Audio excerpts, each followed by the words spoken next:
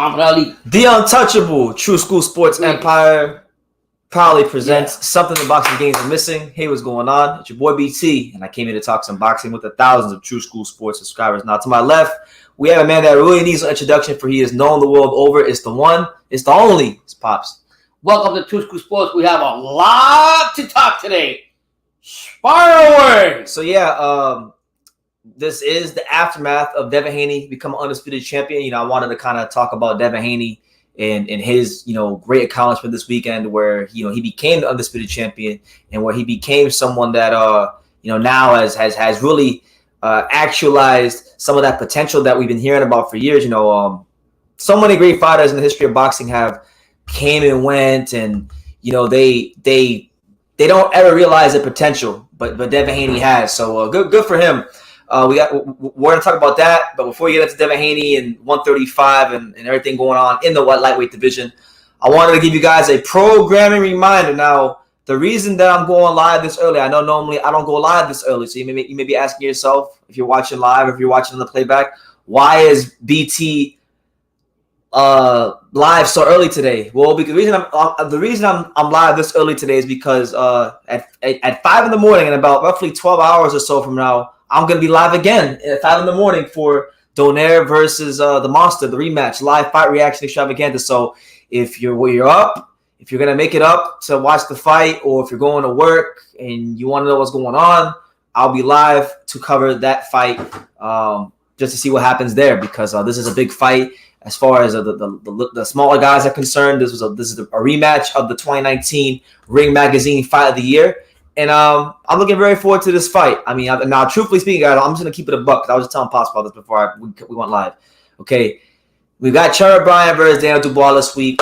Cool. We got Kayaguchi versus Bermudez this week. Cool. We got Donaire Inoue, the rematch on like 14 hours or so. Cool.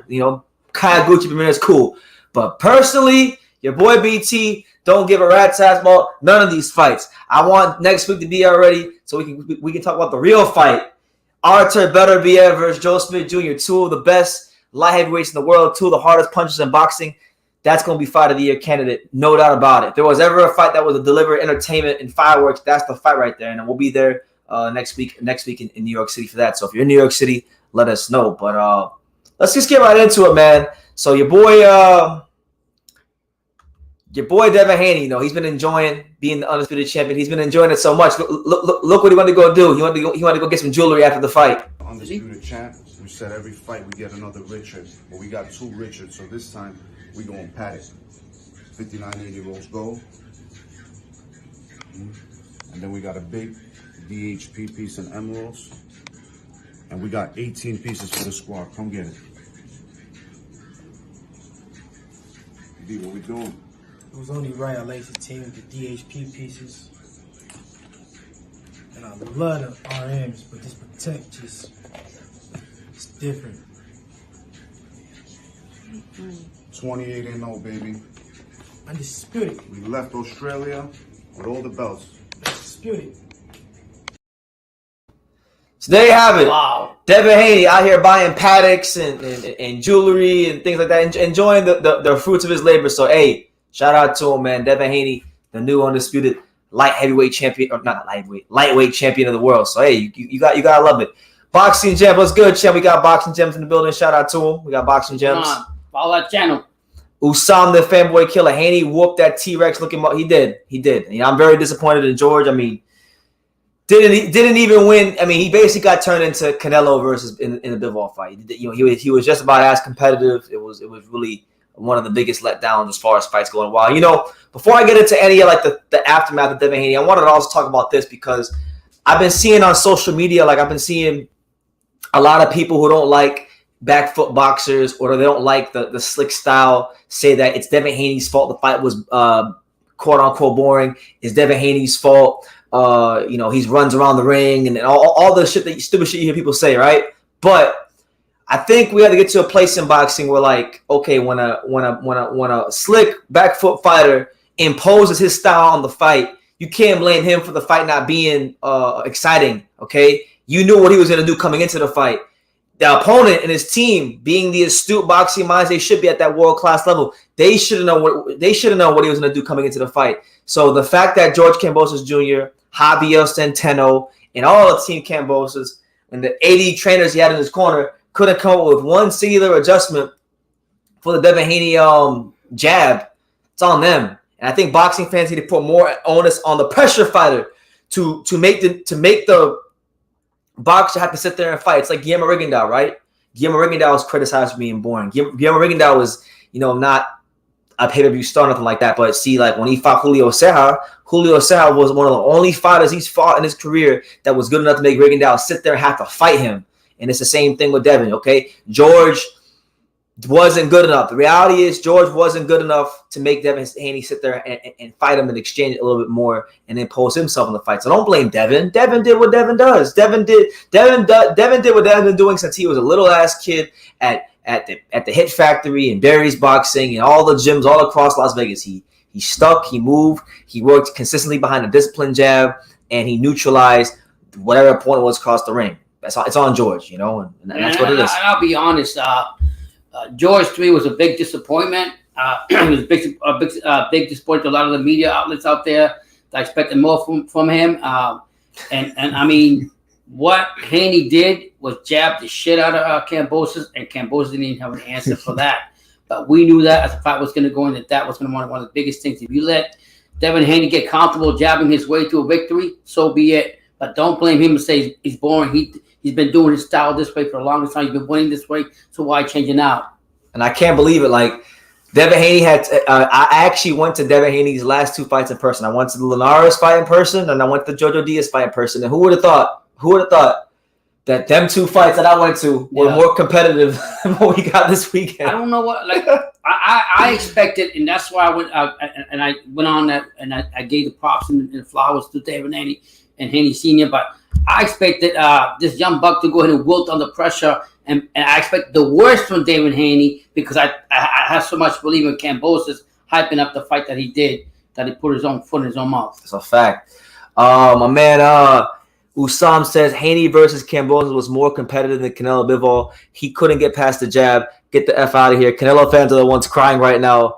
Haney has a better resume at 23 than Canelo ever had at the same age. Fuck Canelo. Usam, you're out on time. Usam coming up talking about we know Devin. Hey, Usam, we know Devin did this thing. We know though he's undisputed champion. He got a better resume than Canelo at 23, but don't let it distract you from the fact that Canelo was exposed. He was exposed, champ. He was exposed by Bivol. Never let anything distract you from that fact. And so was a Kambosos against he might need to get a shirt. Yeah, George might need to get an exposed shirt in his. I mean, that was like a ballet dance, putting everybody to sleep. He had no question. Yeah, talking about the art of deception. You didn't fool me. Well, there's rematch in the contract, so it's still the art of war because. Let him think he's champion. Oh, hell. Listen, at the end of the day, I'll be honest. Give Kambosos a step aside money because the same result, it's going to be worse. Yeah? What do you think? I think Haney's going to come out. He's not just going to out-jab him this time. I think he's going to get more confident. He's going to expose him more. He couldn't get in there inside on Devin Haney's jab, and he's not going to do it again. It's the same thing that's about Bivol. Bivol can't fight Canelo because Canelo's going to lose again. It's okay. You don't got to worry about that. Canelo fighting Golovkin. We gotta worry about that.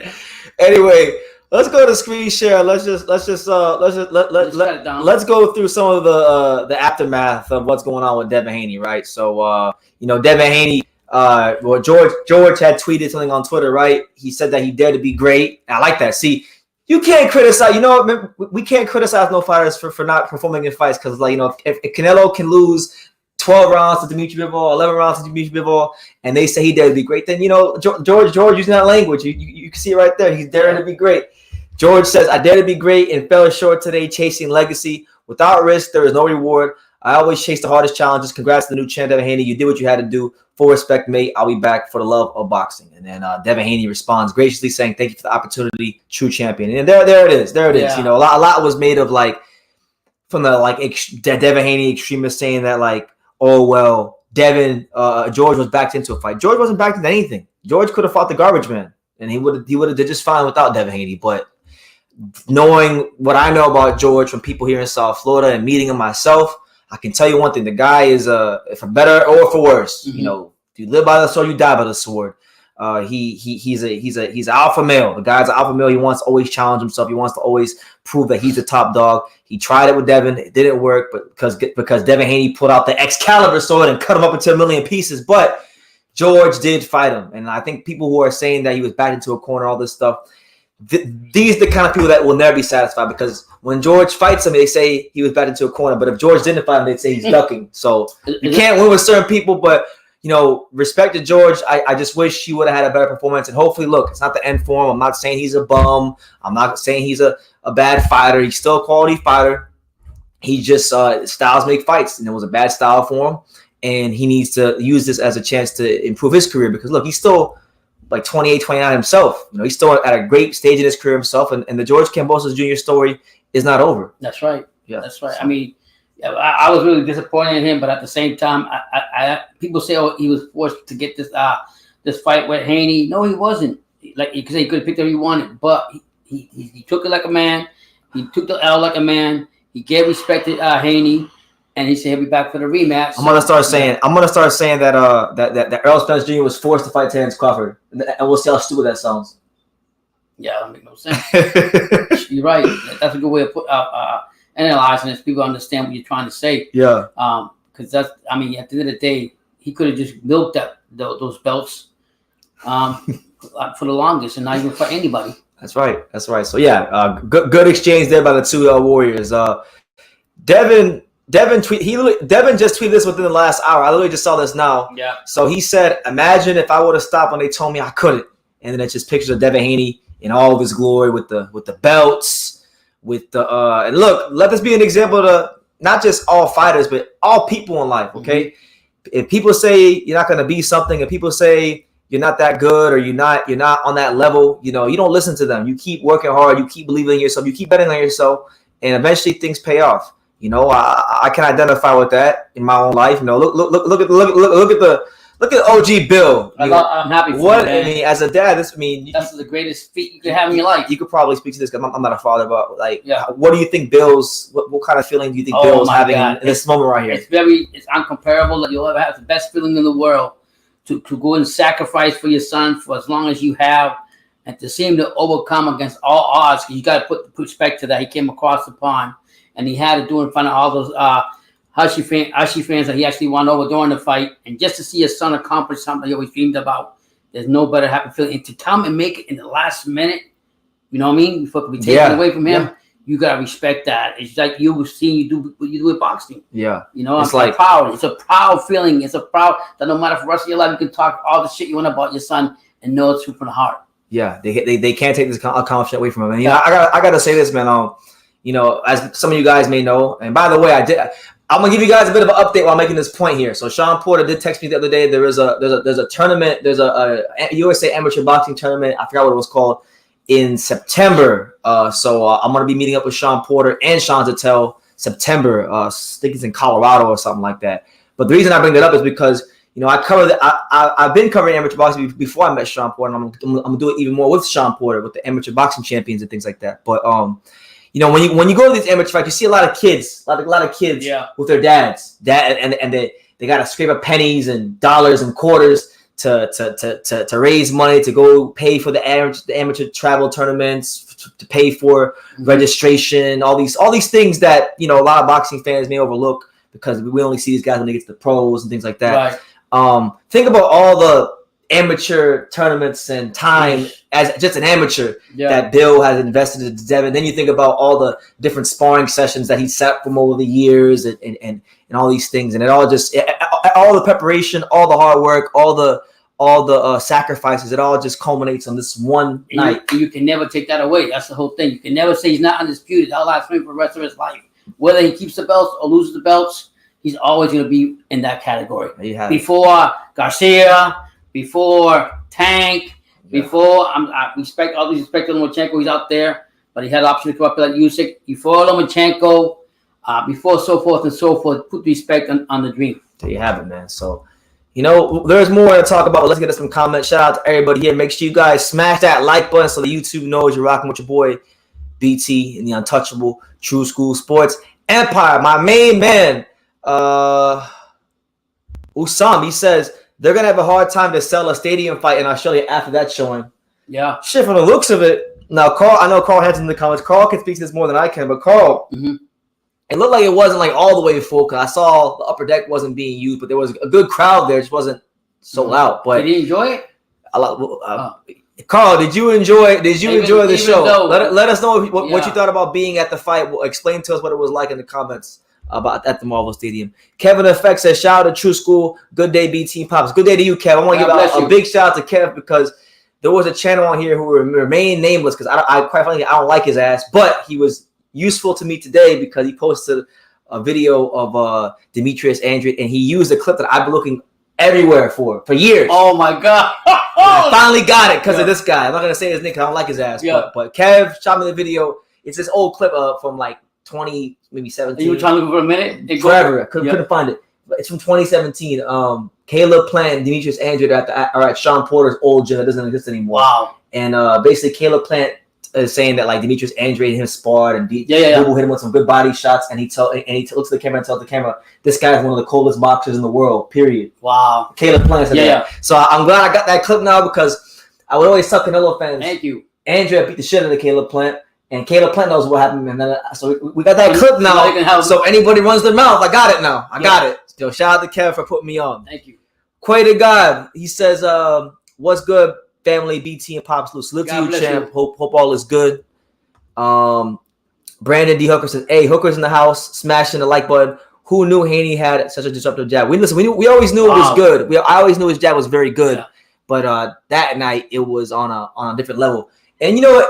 This goes back to what I always say about fighters. Just because you don't see fighters do certain things on a consistent basis in other fights doesn't mean that they won't do it when the light's the brightest. And Devin is a good example of that. Devin fainted more than he's ever fainted. He jabbed out the feints more than he's ever jabbed out the feints. He turned in an A+ performance. Well, that's what you say when you see a fighter such as, let's say, God bless him, Boots Ennis. He's got all the tools in the box, but just like you say, they haven't gone all the way in the toolbox to show you their skill set, but that doesn't mean they don't have them. Yeah. And sure enough, that he come out there, shut me up, made my eyes better, made it 2020 when I seen what he did and put respect in his name. There you have it. Javier Campos says, Haney is the luckiest fighter. He took the easiest undisputed champion. Campos, listen, easy, hard, whatever you want to call it, he's undisputed. It was what you got to really look at it is he took the best opportunity that the situation was presenting. Yeah. I like that Devin isn't a piece of shit. I respect him as a champ. He knows when to be humble. Listen, his dad is very humble. I know Bill more than I know Devin. Mm-hmm. Bill is super cool, very down to earth, and his son takes after him. Let's see how long it takes with those belts. Yeah, let's see, man. I want to see because, you know, for better or for worse, whoever's had the lion's share of the belts at 135 recently would be Tio and now George. It seems like them belts are cursed. So let's see what kind of. What do you feel about? Because I know this guy's always on social media, and he comes out there and say crazy shit that he didn't want to put flowers on somebody that did something great that he couldn't even do. Yeah, you know what I'm talking about, right? I'm talking about Ryan Garcia. Yeah, coming out that. But I did like what Tank said when he told him to shut the fuck up. Yeah. Carl says George was robbed 11-2. Right. Go, Archie's here. You're right. He said he didn't. He said he didn't go to the fight because his daughter hasn't been well, but they did. They have 40,000 people there. Okay, God bless you. Send blessing to your daughter and your family. I gotta look something up because people keep saying this now. So I saw this a couple of times. I took a nap like 2 hours ago, and then I woke up and now we're doing this live. I keep hearing that Jamal Charlo pulled out the Selecki fight with a back injury. If that's the case, hell no. Hold on. If that's the case, we're gonna have a lot to say. Hold on. If that's the case, we're gonna have a lot to say. So let me look this up so I don't start running my mouth out of place. Because Velocity Cuts, shout out to him. I saw his comment. He said that Jamal Charlo has pulled out with the back injuries. I'm going right to Twitter because if it's you ain't playing. Let me see. I don't know how true it is that the Jamal fight got canceled. Did it get canceled? Can someone show me where the hell you heard that from? Because people are talking about it, but where on God's green earth did you hear that Charlo versus Selecki was canceled?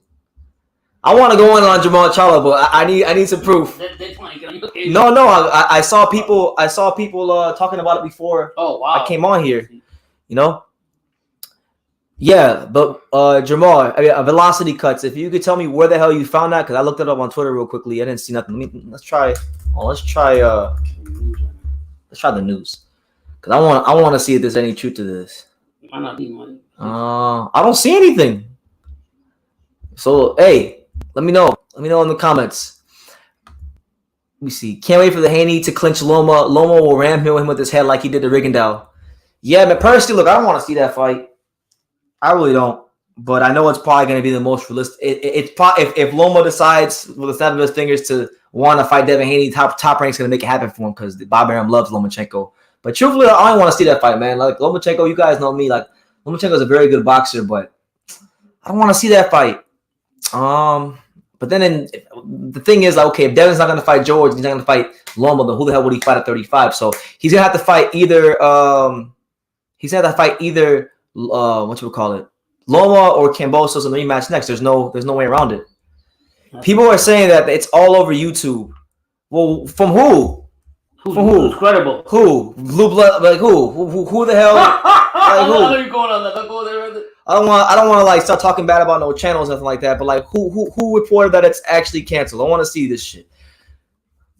Because I looked on Twitter. I looked at everywhere. Yeah, I don't looked on Boxing Scene. Typed it in on Google. Nothing. Let me see. Jamal Charlo pull off. Because now I don't like Jamal, so I want to go off, but I don't see nothing. Nah, so someone help me out. No, I have nothing. Help me out. Where the hell can I find this information? No. YouTube. You can't just go by YouTube. You don't have the fucking credibility. Yeah. If he pulled out, it sounds more like the cherry pick ain't selling. That's probably what it is. You know, because nobody want to see that shit. People are getting tired of Jamal Charlo and this shit. You know, he needed to fight Demetrius Andrade. He needed to fight one of the top guys, a big name. He's got his little brother doing better things than him. He should be ashamed of himself. Embarrassed, if anything. Let me see. Red Glove, what's good, champ? Hope all is well. True School Sports, Haney or Shakur? Hey, respect to Devin Haney. I like what he did this weekend, but I've always said Shakur Stevenson the best young American fighter. I even did a video about who will be the better pro between Devin Haney and Shakur when they first came out. So I had Shakur back then. I'm not switching up now. You say, yep, there's tons of tickets left for that Jamal Charlo versus Selecki fight. Yeah, bro. Goodfella Sports posted about it. I mean, look, I like Goodfella. That's my guy. There's no factual I like Goodfella. So shout out to CJ, great person, great brother. I don't matter to say about him, but I'm gonna wait. I'm gonna wait for I'm gonna wait a little bit before I start letting Jamal Charlo have it. Yeah. But listen, if it comes out that he did pull out, we let him have it. You know, I don't want to hear nothing. Kevin FX says Devin Haney versus Maxie Hughes for the IBO belt next. That was funny. Oh yeah, because Devin Haney in the press conference. So I want everybody to know this, right? So Devin Haney in his press conference was talking about, I got all the belts. I got WBC, IBF, WBO, WBA, the email belt, the Ring Magazine, the franchise belt. Yeah. He said he had all the belts. And I was watching the interview. I was laying down watching the interview. I said, no, you don't. Because Maxie Hughes is the IBO champion. Yeah, the plot thickens. Yeah, he's ducking Maxie Hughes. He's ducking Maxie Hughes. Is the IBO belt irrelevant? He said he had all the belts. Oh, so you go by that statement. He said he had all of them. I'm like, no, you don't. He probably was referring to the WBC, WBA, WBO, and IBF. That's what he probably was talking about. No, but he went out of it and said that he named a fake belt like the email belt. So if you're gonna name a fake belt like the email belt, we can joke about that. Now I can say, how about the IBO? You sound like the other people. IBO, the IBO. I don't want to hear it. Go. If you can't fight these guys next, Maxie Hughes for all the marbles. All the marbles at the MGM Grand. Go ahead, call the kitchen. Let me see. Hell no. Let me see. You better whip Selecki and then take on the biggest fight he can at 160. You can still let him have it. Well, yeah, fuck Jamal Charlo. Fuck him. Make the IBO great again. That's right. Make the IBO Kevin Effect. Make the IBO go. You know what I'm saying? Yeah, man. Trust me, when the Loma fight gets made, you will hear all types of excuses. Loma was old, the Ukraine war. I don't like the LWC and the race stats, but certain box fans are giving them fuel. But they were saying that the media, I think even Top Rank and all the other guys say, if Lomachenko was to either fight either one, Kambosos or Haney, he's gonna think Lomachenko beat both of them. That's what they're saying. People are saying. I'm just telling you what the media is saying. I'm not saying I agree with it. I'm just telling you how people are with that. I think Lomachenko has got to get back. He's been out the ring for how many years now? 2 years, 3 years, whatever it is. And God bless him for the war. But at the end of the day, I think it's gonna take him. Regulov said he got the best belt out of the one. He said he got the true school sports belts. You damn motherfucker, yeah, yeah. Thank you, man. I appreciate that. I got an A. Yeah. You gotta show me where you got that belt from. I need that belt. Yeah, we gotta make one. You gotta make one. You gotta call Suman. Suman will make you one. Now, Carl said Dan Morrell versus Dave Benavidez. Oh my God! I just made a video about that fight. That's the fight we want next. That's the fight that we I think is the easiest to make for Dave Benavidez. Dave Morrell, I think, is ready for it. Make that shit happen. Hey, Belanca's fighting soon too. Fighting this weekend. Who you fighting?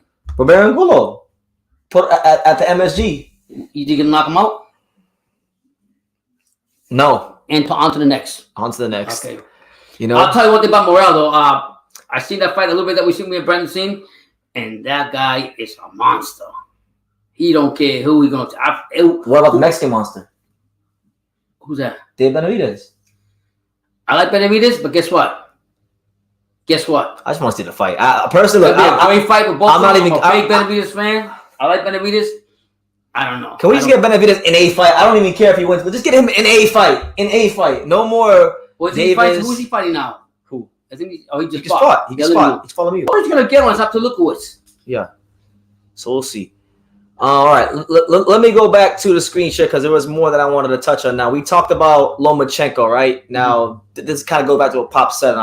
We have the exact quotes verbatim in front of us. Tell him. All right. So Lomachenko is going to have some decisions to make, all right, and the aftermath of all this, whatever. So these are the words directly from top-ranked President Todd DeBuff. Hold on, let me go back up. Todd DeBuff. Todd DeBuff said the following, and I quote, "We have only spoken to Lomachenko's advisor who has told us that he has been in training in the Ukraine quite a bit. We offered him the Kambosos fight, and he said, I'm passing. I want to stay to support my country. We all respected that, and Haney ended up with that. He is going to have to figure out in his own head and with his family and his country whether he wants to become Saturday night when there's a winner determined, or whether he wants to be back in the sweepstakes for his profession, or does he want to stay countryside with all the civilians, protecting them and being as helpful as possible. I think because of the sensitivity of the subject matter, it is a personal thing. It is neither you or I or what we believe in.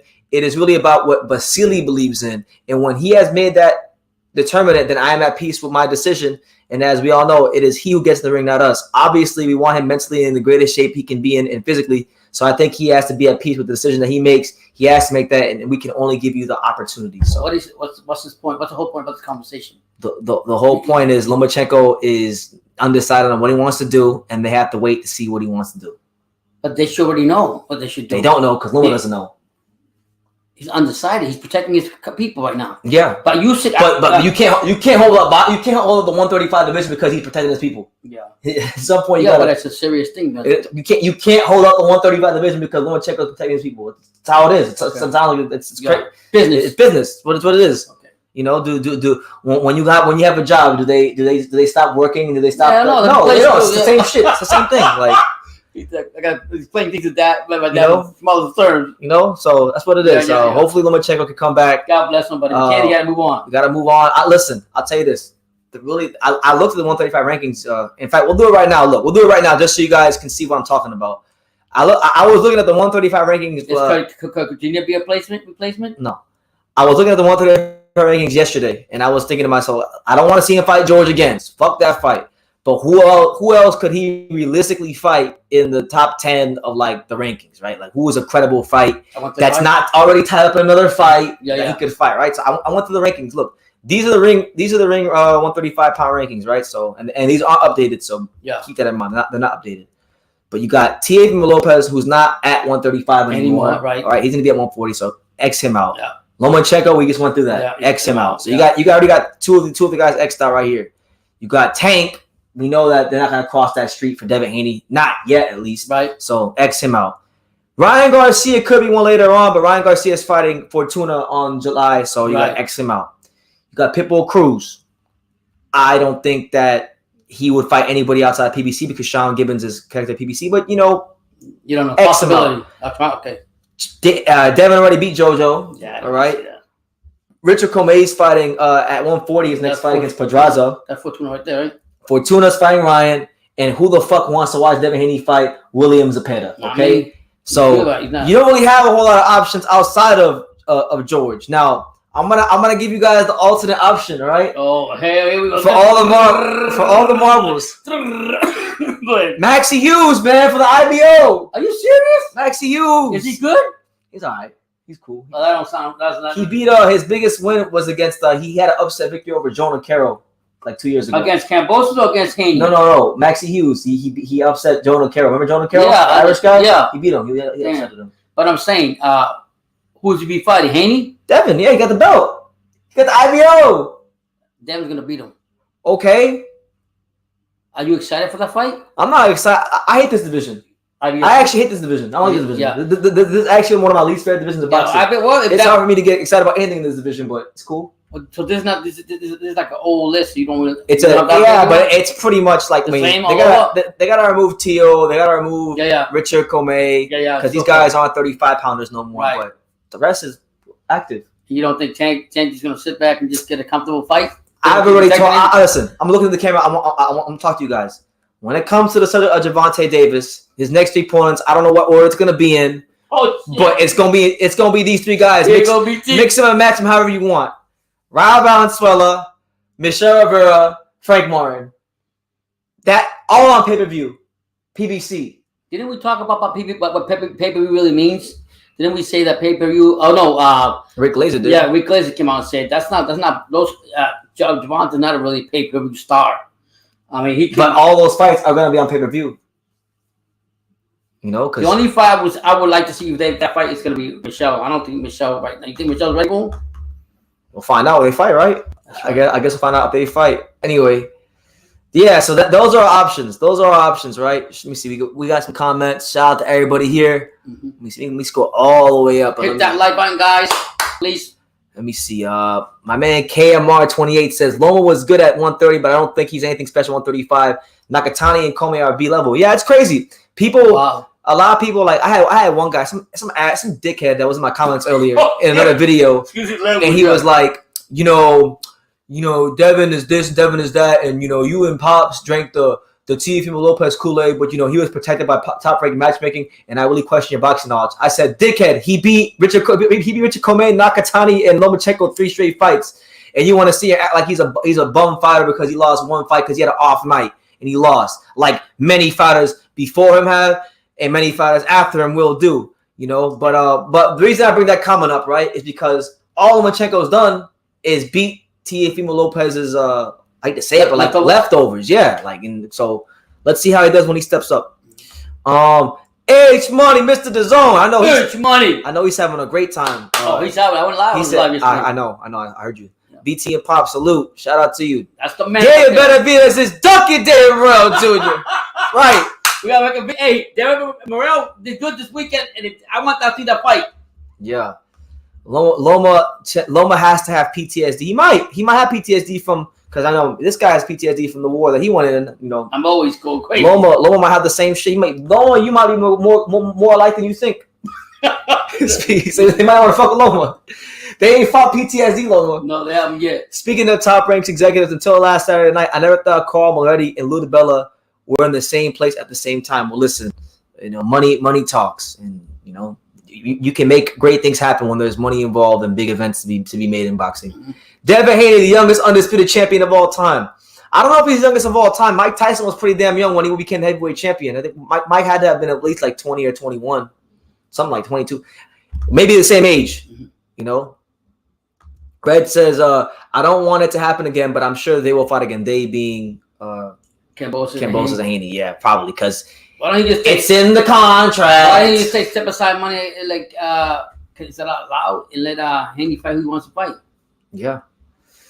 I think Devin's unright to do what he wants when you bring it in that fashion. Where's Michelle Rivera? Michelle Rivera, that'd be a good fight. Michelle Rivera, he's training here in Miami. I don't think there's any fights coming up soon, but yeah. But didn't they say they're gonna put a Tank with a lot of big fights? They say a lot of things. They say a lot of things, man. And Maxie Hughes will help Eddie get some money back. Yeah, Devin owes Eddie, right? He owes Eddie. So, get Maxie Hughes, Devin, for the IBO belt. Make that shit happen. Does Devin really want that? No, I'm just over here just having fun. I'm just talking shit. Yeah, IBO don't mean shit. Good for you. Everyone is hyping this division. Well, that's why I call it an overrated division. It's always been an overrated division, but it's cool. I'm just glad they finally moved and found each other. I thought this day would never come, so thank God. Mm-hmm. Frank Martin, you call that the last dance, and Frank Martin was already going at 10. Yeah, man, it's all predictable. Now look, I know a couple people in the boxing world, so sometimes I catch wind of things. Like I'm not gonna say what I know, but like I'm just of the mindset that look, you gotta look at what Mayweather has already said in the past, who promotes Tank. He said, these are his exact words. He said, why would we go and make another company great when we got 130, 135, 140 pounds at PBC? Okay, but so you just look at who they have and who's moving to the PBC stable with any sort of stock and any sort of hype around them, and you say, okay, Tank's in the fight. This guy, and this guy. That's crazy. It's not hard. T.O. is ruined, bro. He will never be the same, but I think he'll be champion again. Let's see, man. Let's not step on his neck, and let's not like throw him under the bus. Let's see how he responds. It's gonna be hard for him to recap. I'm not gonna lie to you. It's gonna be really hard to recapture that form he had at 135 when he was knocking everybody out, and Isn't he in a better state of mind now that his wife, nobody's in his life anymore? We don't know that. Oh. T.O. is emotional, all right? I like T.O., but I'm gonna call a spade. This is the guy that knocked the fuck out of Diego Magdaleno, and then at the fight he cried because his dog died, all in a minute span. Get out of here! If you watch post fight interview, are you serious? If you watch post fight, crying for a fucking dog. If you watch the post fight interview for the Diego Magdaleno fight, you'll see that T.O. is crying. They say, T.O., why are you crying? He said, my dog died. What is wrong with these boxers today? Haney is the best at 135. Boxers beats any top puncher. Not all the time, but yeah, most of the time. Devin right now is the man to beat. You got to give him his flowers. He's the king right now. Yeah. It's Haney time. It is Haney time. H-Money. H-Money in the building. Day. See, this has been good for boxing. The Devin Haney thing, yes. Anytime you get an undisputed champion, I think it's good for boxing because it brings the one thing that, for me, I don't know about you guys, but when I watch boxing, right, I want to know who the best is in any weight class, right? Any weight class. I don't care what weight class it's in. Mm-hmm. You always want clarity. Yep. And a lot of times because of all the politics, sanctioning bodies, sanctioning fees, this, that, and the third, you don't always get clarity. So when you get clarity, you appreciate the fighter, which allows you to bring clarity. You know what I'm saying? Breaks that narrative now. And one thing that Haney brought up to Zab Judah Sr., to him that he didn't even know. So that just tells me how much this dude is Haney. That he told Zab Judah Jr., you're not only going to be one trainer champion with your son, now you're going to be the second time with another light, right? What he said? Yeah. What was it? How he said it? I didn't. Yeah. Let me see. Michael Manning says, my dog ate my IBO belt. It probably was better off. Let me see. I think George should go on the Celebrity Apprentice or Dancing with the Stars. Oh, hell. He might need to. Yeah, Carl said that. Carl about to be pissed off. Yeah, Carl probably is pissed off. After seeing T.O. and his father, I hope Haney's father has expertise to take Devin to the next level. I don't really think Devin's got to do a whole lot. I think they have their formula for how they win fights. I think it's worked. If it's not broke, don't fix it. Like, don't do what George did. Don't. So that's why I was kind of like, when George decided he wanted to stop training in South Florida, which has worked for him to become the man he became in boxing. He went to Australia out of convenience. That was a red flag to me. But I think you can't really compare T.O. Senior and Bill to each other because, and mind you, I like both of them. I get along with both. But T.O. Senior is a guy that, for better or for worse, he seemed to really enjoy the limelight a lot. Bill, he does his interviews, but I don't think he really cares to be famous or steal his sunshine. If you look at like Devin's career, right, he's had a lot of different people in his camps, like as far as trainers, Mickey Bay, sometimes Ben Davison, sometimes it's been Mike McCallum early in his career, Yoel Judah. And the reason I think we've seen Devin work with so many trainers throughout his career, right, is because Devin Haney, his dad, Bill, he understands that he doesn't know it all. So he's brought different guys in to try to, help his son and give him a little bit of this, a little bit of that, and that's all made him the fighter he is today. It's like when I first interviewed Bill, Bill told me, like, look, when I first learned how to coach, when the first time I ever interviewed Bill, he told me that he learned how to coach and train from the great USA amateur coach, one of the greatest trainers to ever live, the great Al Mitchell, the guy who trained the 1984 USA Olympic team. That was a big team, right? The best with Holyfield, Pernell Whitaker, young guys, you know. So he comes from a good background, and he's not, in my opinion, now we'll see what happens when the belts come into play, because you get treated a lot differently when you come Undisputed, right? But I just don't think that the belts are gonna really make Bill change much. Yeah, and I go on track with that comment.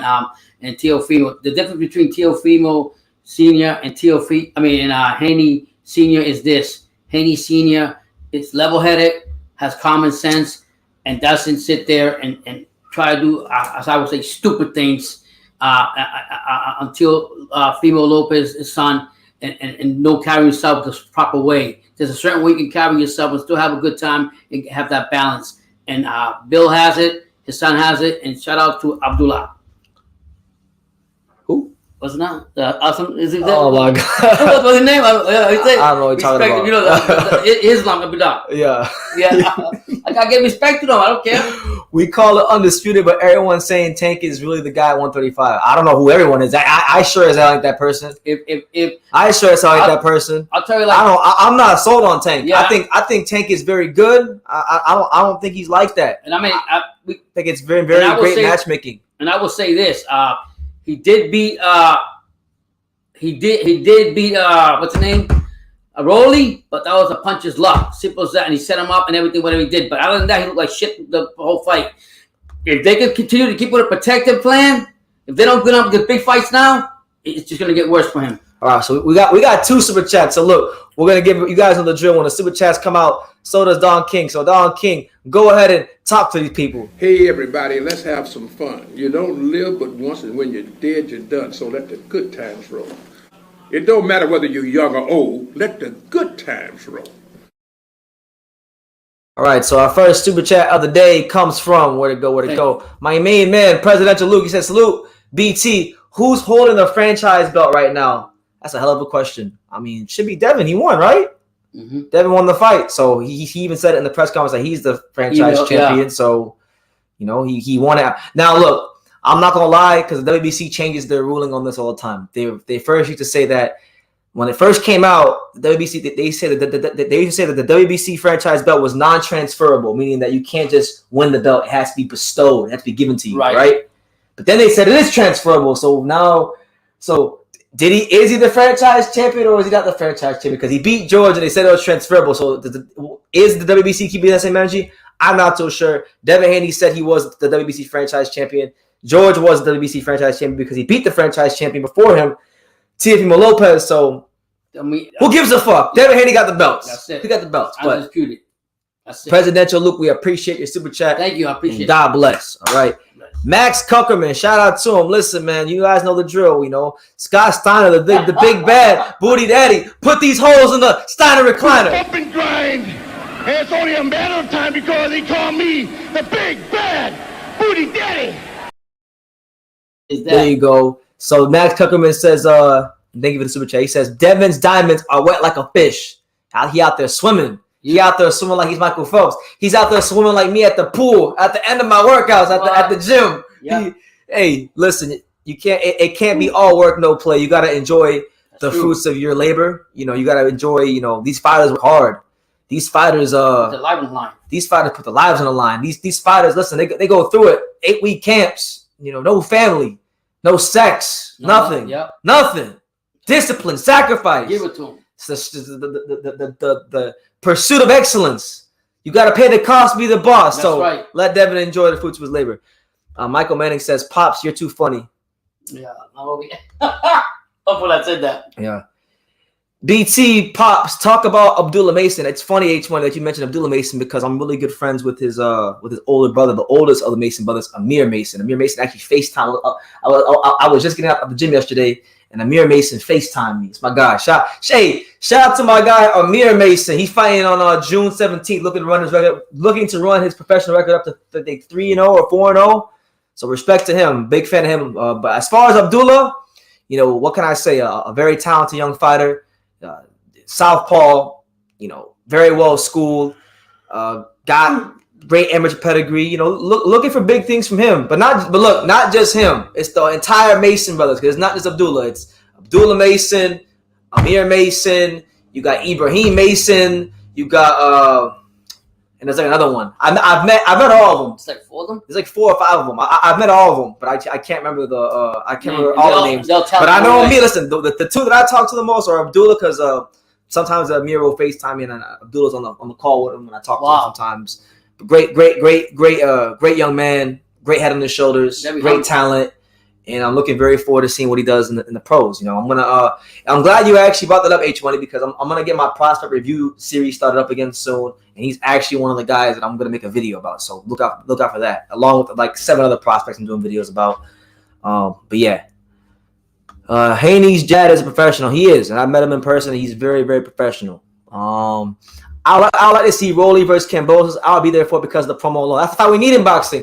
Listen, man, they both lost. It's not the end of the world for them. Make them fight each other. I'm telling you, the boxing world will be missing out on a great opportunity. Did you see how much seat Rolly put up there with Tank? Imagine what he'll do. Man, Rolly sold. So Tank Rolly numbers came in. And they did 275,000 pay-per-views, which is one of Tank's better pay-per-views. Is it? Yeah, it is. So Rolly out here moving numbers. Let me see. Yermaine Soda says, Devin reminded me a lot of Money Mayweather not giving up. Me, round 1, I had Kambosos only winning the second round. For the most part, it was a shutout. Yeah, I couldn't see how you could give Kambosos more than 2 rounds at best. At best, bro. Where we at? Great job. Shout out to you, Paul. Good to see you, champ. Hey, tell me you've seen the damn BT Sport post for Daniel Dubois versus Trevor Bryan with that South Florida bias. I love that fight poster. That is the greatest fight poster. That poster and the Arthur Beterbiev Joe Smith Jr. fight poster. Those are the 2 best fight posters I've seen this year. Are you serious? Have you seen the BT Sport No. poster? Let me show you. Hold on. Let's go to screen share. I'm going to show you what he's talking about. This is one of the greatest fight posters I've ever seen. The BT Sport fight poster. It has like the Vice City, the palm trees. Yeah, in the background. Oh man, the works. It looks like Grand Auto Vice City. Hold on. The works. When you order something, you want the works. All right. By the way, you guys can follow me on Instagram at JustAKid from Dania. I'm always on there, so hit me up on there. But BT Sport, watch. And by the way, it is worth noting, since we're talking about it, I will be there at Daniel Dubois versus Trevor Bryan. Hopefully, it's a good fight. Trevor Bryan has to really a lot of questions to answer this week. So this is the fight poster. Oh, I like the color. Look at that. Tell me that ain't one of the best fight posters. In the background, you got the casino. You got Brian landing a jab. You got the little Grand Theft Auto Vice City font. Yeah. You got the Miami casino where the fight's taking place. The Miami skyline. Yeah. I'm gonna have to get me one of these posters. And if I don't want the fights, I'm gonna have to get one blown up. I like that poster. Probably get it. This poster, and then I think the Beterbiev one. Now, if you don't know, if you have you seen the Beterbiev one? No, you gotta talk to Stacy on that. Look. The Beterbiev. I'm gonna show you the Beterbiev one. What's top rank at? All right, they should have it on here. They better have it on here. The Beterbiev joint, because that one right there, that's like the best fight poster, but they don't even have it at the top yet. Hold on, so. Anyway, don't worry about it. You just go look it up. But I've seen it. I think it's a great poster, and I'm very excited to be going to a notable fight in my hometown. I don't gotta go on no damn plane. I don't gotta worry about no damn Airbnb. I can go to the damn fight on my scooter and come right back home and enjoy my night. So I'm happy about that. Duke Oda, what's good, champ? One of the OG viewers. Duke been coming to the channel since like 2018 at least. Bless him. He says, "What a do, fam? Always great to see Pops and know he's well." Yeah, absolutely. Thank you so much. God bless. Let me see. Where is it? I saw H Money. BT, what do you think about Canelo? That's Mayweather's next. Is that Mayweather's next superstar boxer? I'm still learning about him. I had a chance to watch him. I don't know if you've seen it. There's a video on my channel. I had a chance to watch him because I don't know if you know, but it hasn't really gotten started yet. But me and Sean Porter are working on an amateur project where we cover the amateurs. It's called the Amateur Boxing Champions. It's going to be a website/app dedicated to covering amateur boxing. I'm going to be going to another amateur tournament somewhere here in the USA in September. It's me, Sean Porter, and Sean Satel from Fight Hype. We're all working on that project. But I say all that to say, when I went to Ohio for the USA national qualifiers, I think it was in April. Yeah, April. That was my like real first look at Carmel Moulton. Very good fighter. You know, you can already see in the amateurs. The kid has a pro style, a very pro style. He doesn't really. I don't know how far he'll go as an amateur because it's very rare that you see amateurs go like win at the highest level in the amateurs with a pro style. It's very rare because it's a different sport. It's a different sport. There's only been a handful of fighters of recent memory that I can think of like that really did anything great in the amateurs with the pro style. But is anything stuck in your mind when you first seen him that caught your eye? He's like 15, 16 years old and he throws grown man punches. The way he threw punches and the way everybody else I watched that day throw punches was just different. That's not your day. You can just pro style, turns everything over perfectly. Gets right in your chest. You know, just real good. So you spotted that or off the bat? Real good fighter. Okay. Like him. Real good, young, talented kid. Looking forward to seeing. I know when you go places, you can smell right away who's good. I mean, not discrediting anybody else, but you're like, that's going to be somebody good. Yeah. Vice City, that's right. Vice City champ. We got another super chat. Shout out to my guy. Where is it? Why can't I find it? Oh, there it is. Okay, so there you go. So again, another super chat. You know, we'll give him the Devin Haney with the diamonds. Give him the Devin Haney. We said every fight we get another Richard, but we got 2 Richards, so this time we gonna pat it. 5980 rose gold, and then we got a big DHP piece in emeralds, and we got 18 pieces for the squad. Come get it. D, what we doing? It was only right I laced the team with the DHP pieces. And I love the RMs, but this Protect just, it's different. 28-0, baby. Undisputed. We left Australia with all the belts. Undisputed. There you go. Undisputed. The jeweler? Yeah. That jeweler was happy. That guy was like, yes, more business. Yeah. But he says, hold up, BT. How is Devin Haney holding both belts? Loma had to drop the regular to upgrade the franchise, right? No.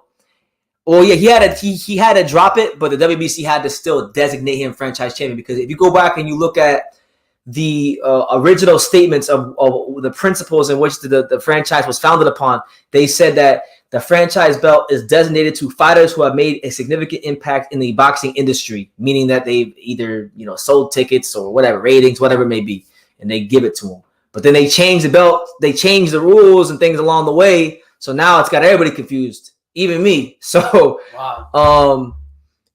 From what I remember, right, at first it was like that. Then they said it was, first they said it was non-transferable. And then they said you could win it outright against who had the belt. It would be up for grabs like a regular title. So when Devin or when Tio lost to George got the franchise. And then when Devin beat George, he should be franchise champion. So he is the franchise champion. Now, knowing how the WBC operates, there might be some sort of crazy thing in their bylaws where, like, if you previously held the franchise championship belt, then you can, I don't know. I'll be honest with you. What does it matter now that he's undisputed? I mean, what does it matter? I mean, Canelo give the same thing, but they give him the same privilege. Screw the damn franchise, screw the damn super champ, screw all that shit. He's undisputed. Didn't Devin say, hold on, didn't Devin say, didn't Devin say he was going to drop the franchise belt when he got it? What they saying they were going to like throw the belt in the trash when they got it? I hope they do that. I don't know what they're going to do. Who knows, man? Should have more confusion. He got all the belts. But I hope I answered your question. But what he's saying, he still has the option like Canelo do what he wants with the franchise, even if no, because Loma had the franchise belt because in order to get the franchise belt, he had to drop the original WBC title, which then was given to Devin. Then he became franchise champion. But then the WBC said it's you can win the belt outright. Yeah. So Devin has the franchise belt. Devin even said he had the franchise belt because George had the franchise belt. Wow. So that's what it is. Okay. BT, I heard those original statements are only true for Canelo. He is still franchised without the franchise belts. Then they changed it for Loma. It's a double standard. You know what? Honestly, fuck the WBC.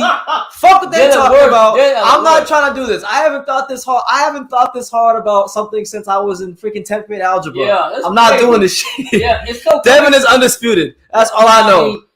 This is the problem you have with the guy, like, what his name is, Solomon. He don't know what the hell he wants to do. He's so contradictory about everything. Yeah. World Fuck, boxing man. corruption.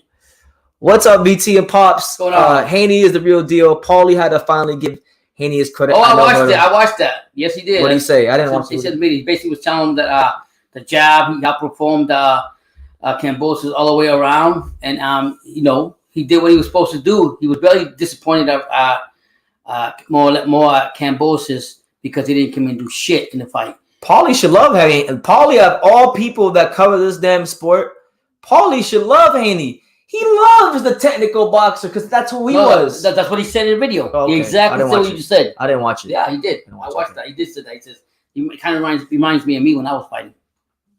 Okay. No, not like that, but the way he said the technical. I know. I'm about to say because Paulie was cool, but he wasn't no Devin Haney as far as talent. Let me see. Haney threw the franchise belt in the trash. I hope so. I think Haney versus Tank should be next. No rematch needed now. Nathan, in a perfect world where these promoters could put their ego aside and do what's best for the business and the sport, they would just do that. Because, I mean, what better time would there be than now to make Tank versus Haney? Tank has an established draw here in the USA. Oh, my God. That'd be a good fight. Haney's the undisputed champion. That'd be the perfect time to make the fight. But is that going to happen next? Probably not. There's a better chance of Devin Haney fighting Maxie Hughes than Devin Haney fighting Gervonta Davis next. So, yeah. Maybe that what you will. That's exactly what he said. Jab and hold. Yeah. 60, you hit that like button if you haven't. WBC's trying hard to legitimize the franchise like the WBA Super title. Fuck both of them. So confusing. They're both trash. The WBA Super and the franchise, neither one is legitimate. All right. They're both bullshit. All of them are. All of them. How about that? How about we keep it a buck and how about we keep call it a spade for every, all these titles are just here to cause confusion. All right, because confusion and all this more section fees or whatever fees for every belt. Just ask Suleiman. Yeah, guarantee his bank account's not. It's not. Yeah, shout out to all 64 here. Make sure you smash that like button and definitely take the time to subscribe.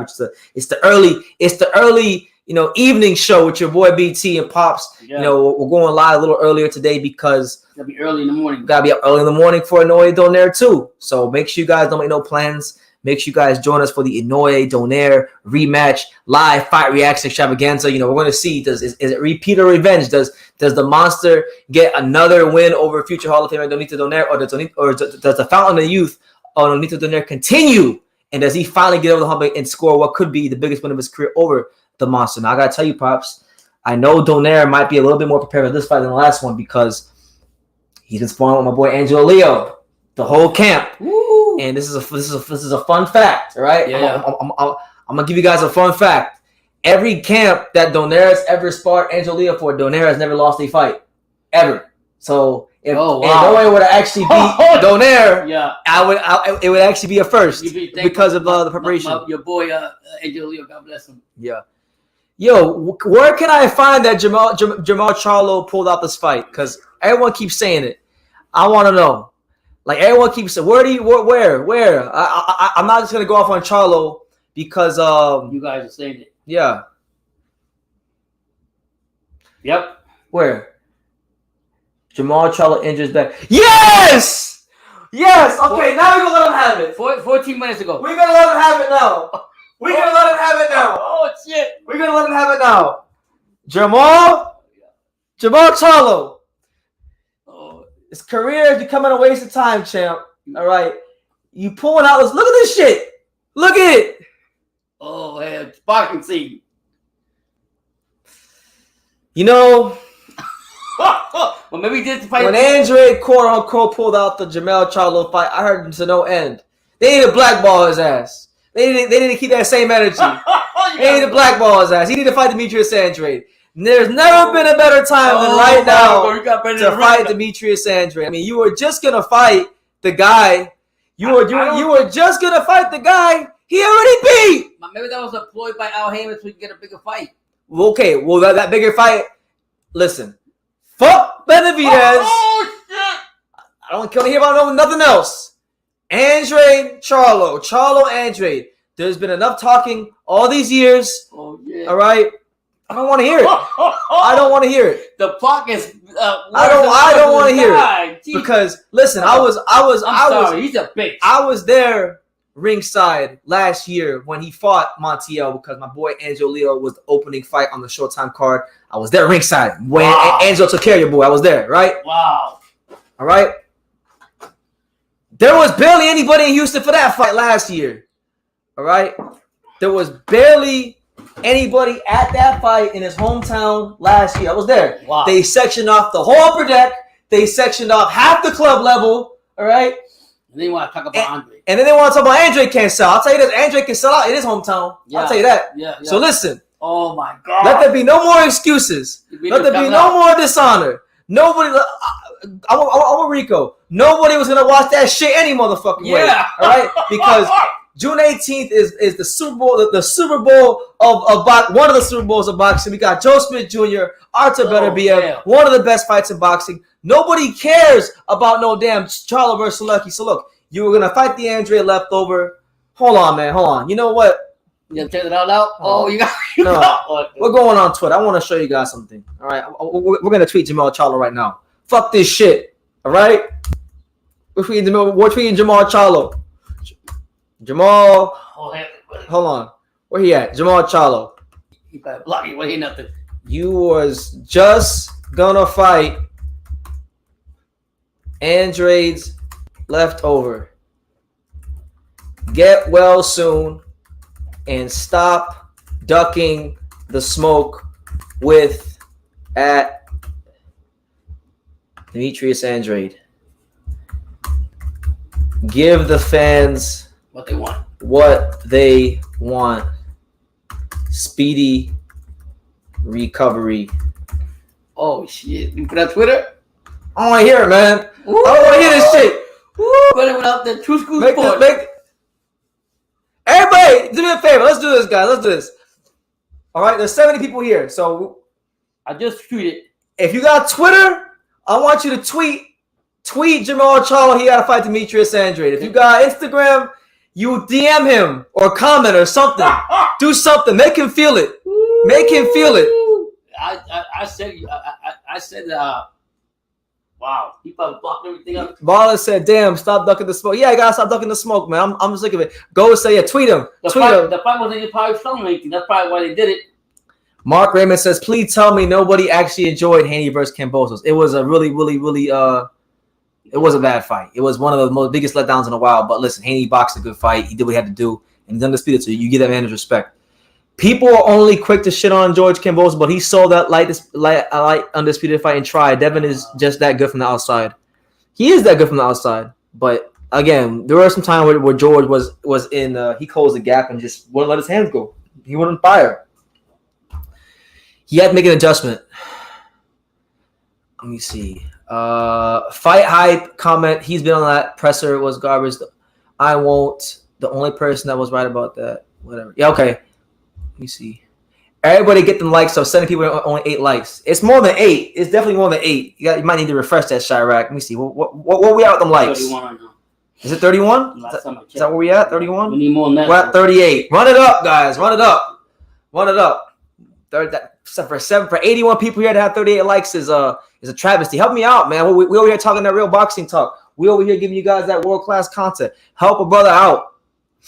But yeah, man. What the news? The news is that Jamal Charlo, he's been pissing about, not doing nothing, wasting his time. Oh man, Pops is over here DMing him. Oh my God, he said, Jamal Charlo, you're about to. Oh my God, Pops going crazy. Yeah. So listen, we need that fight. I don't want to hear it no more. He had all this nonsense talking about, I don't know what's going on, but I'm not a matchmaker, bro. Yeah. When Andre pulled up, remember when Andre pulled up? Andre pulled up on Charlo back in 2016 after the Julian J. Rock Williams fight. He said, I don't know what's going on with you, but I'm not a matchmaker, bro. All that bullshit. But then, when Jacobs pulled up on him, he was just as quiet, When Daniel Jacobs put up on I'm not even saying Jacobs will win. I think Jacobs will probably lose to Charlo, but I'm just saying he wasn't keeping that same energy. Man, Kambosos losing shows that he beat a Lopez that wasn't 100% healthy. Hence the fact that Lopez will be 140 now. Agree or not? I mean, even if I agreed or disagreed, who cares? Tiafimo lost. He didn't perform the night. Let's not throw salt on George's accomplishments. Michael Rennie says, all we need is Jaime Munguia versus Jimmy Kelly to pull out. Man, if that happens, Oh my God. that'd be great. That'd be great. Why did Charlo pull out? Supposedly he had a back injury. Yeah. You know? Speedy recovery. Speedy recovery. I'm not wishing bad on Jamal. I like Jamal as a fighter. And look, it's like when you care about someone, you chastise them. You push them to be great. And I like Jamal Charlo. I'm a fan. I'm a fan of his. So because I'm a fan of his, I chastise him to be his best self.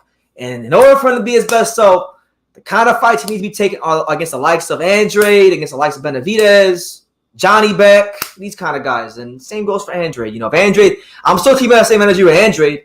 If Andrade can't secure this fight with Charlo or anybody else with a big name, who he needs to go fight, and that's Johnny Beck. So we will still keep that same energy. But yeah. Who he said? Carl says, I'm not shitting on him, bro. He lost me with that rat shit and snitch talk, bro. That was terrible. He said he had a plan and he got his lips jabbed off. Just disappointed. Yeah, I mean, look, I'm not gonna lie. When he said that shit, it was pretty entertaining. I'm not gonna lie to you. I was enjoying it. But in life, when you write checks with your mouth, you have to make sure you're good enough and you have the intestinal fortitude to at least answer the bell and perform. And he didn't do that. George is a good boxer, but Devin Haney is Floyd Mayweather all over again. Just when you think the sport is getting good again, boxing's always good. It's just about your perspective on the sport. Like there's always something positive going on in boxing. It's just that sometimes the negative things can overpower what's going on in the positive things. It's time for them to see the one they've been ducking for a decade. Demetrius Andrade Charlo is what we need. Nothing else. Andrade is next, or we don't want to see it. Yeah, straight up. Jamal Charlo has all these, Jamal Charlo has become, his career for the most part has become a big waste of time. And I forgot who it was that made the comment, but somebody had said in the comments earlier that maybe Charlo figured out that Selecki almost beat Jacobs and he didn't want to fight him, which is true. He did give him a good fight. So, yeah, great news. I mean, I don't wish bad on him, but great news that fight ain't happening because wasn't nobody going to watch that shit anyway because one of the best fights in boxing is that day. Archie Beterbiev versus Joe Smith Jr. Me and Pops that fight's so good. Pops is going to be in New York City. Pops ain't been to New York City since the 1980s. So that's how you know Beterbiev versus Joe Smith Jr. is a legitimate fight. Haney's a smart boxer, but boring. I mean, you gotta get an opponent in there that's good enough to make him fight. Kambosos is a glorified sparring partner that got lucky that TFM wasn't taking the fight seriously and was able to get the W. Against elite boxer, he got schooled. Well, hey, that's your opinion, Hey, we'll see. Time will tell. But I'm not here to throw salt on his achievements and what he's accomplished in the sport. I'm just more so here to go off about how he didn't perform on Saturday night. Stevenson versus Joe Cordina might be next. Stevenson is wanting to go to the UK. Listen, man. When we talk about the 130-pound division, there's only one fight that's worth talking about. And listen, Joe Cordina has shown the world two things. He's shown the world, number one, how you win a world title. That's how the way he beat Ogawa. That's the way every fighter dreams of winning the world title with that right hand. And Cordina has improved a lot over the last 3 years. I think it was the best thing he's ever done for his career, moving down from 135 to 130. Tony Sims has done it again. The best trainer in the UK, hands down, not even close. It's not even a fucking competition. He's the best trainer in the UK. Developed the world champion in Joe Cordina. They're both. Cordina is a little bit taller than Shakur because I said Shakur was 5'9". Apparently he's 5'7". But so Cordina is 5'9", big, tall, lightweight, junior lightweight. Can punch, has amateur pedigree. I think this is a much better fight than Valdez Stevenson ever was. Valdez versus Stevenson was one of the easiest fights to ever pick this year. It was a layup. I think this fight with Cordina, I'm still picking Shakur. I'm picking Shakur against the field. Shakur is going to have to show me that he's not who I thought he was, but I've always been a believer in Shakur since before he was even an Olympian, okay? And that's not changing now. I think he beats Cordina, but I think this has become the fight at 130. You said 2018. You said Cordina was going to be. I said in 2018. I made a prospect review video about him. I said Joe Cordina be a world champion. Now, mind you, if you go back and you watch that prospect review video about him, I wasn't the highest on him because he was at 135. He still had a very finesse style at that time, but he's since developed. And this is why I always say when fighters are prospects, you can't can't always judge them too harshly or even like in a good way too much early because, you know, fighters can develop good habits, bad habits. You don't know how a fighter's going to develop. But, you know, I thought he had enough behind him to become a world champion. And he's become world champion. So credit to him. We'll see what happens when as he moves forward. I know Eddie Hearns was happy.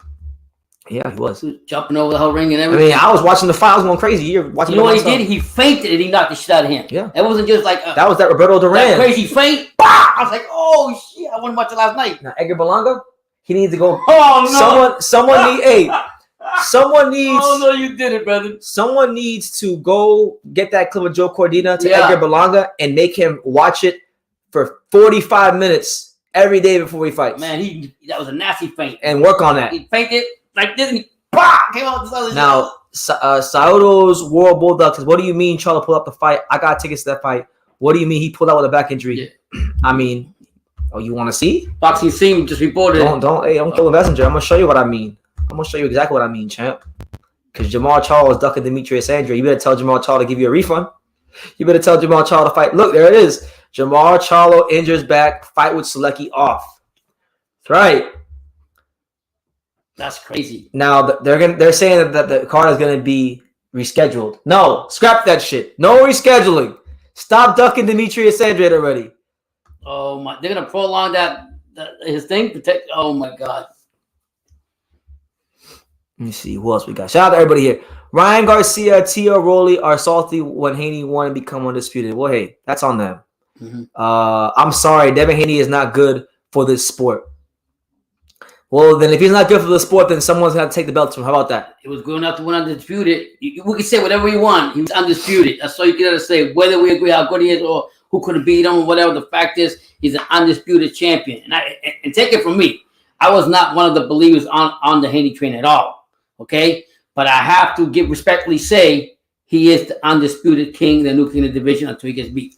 Carl says that George will come back. I just hope he had the Aussie humble attitude with the Kambosos 2.0. Hopefully he comes back. I like George. Yeah, I do too. I think George will learn to come back more hungrier, and I think he's not just going to stand there and let him jab, let Haney jab right away. He's going to make him uncomfortable. Ernie says nobody wants to fight Andre. They can't even spell his name. The only guy in boxing.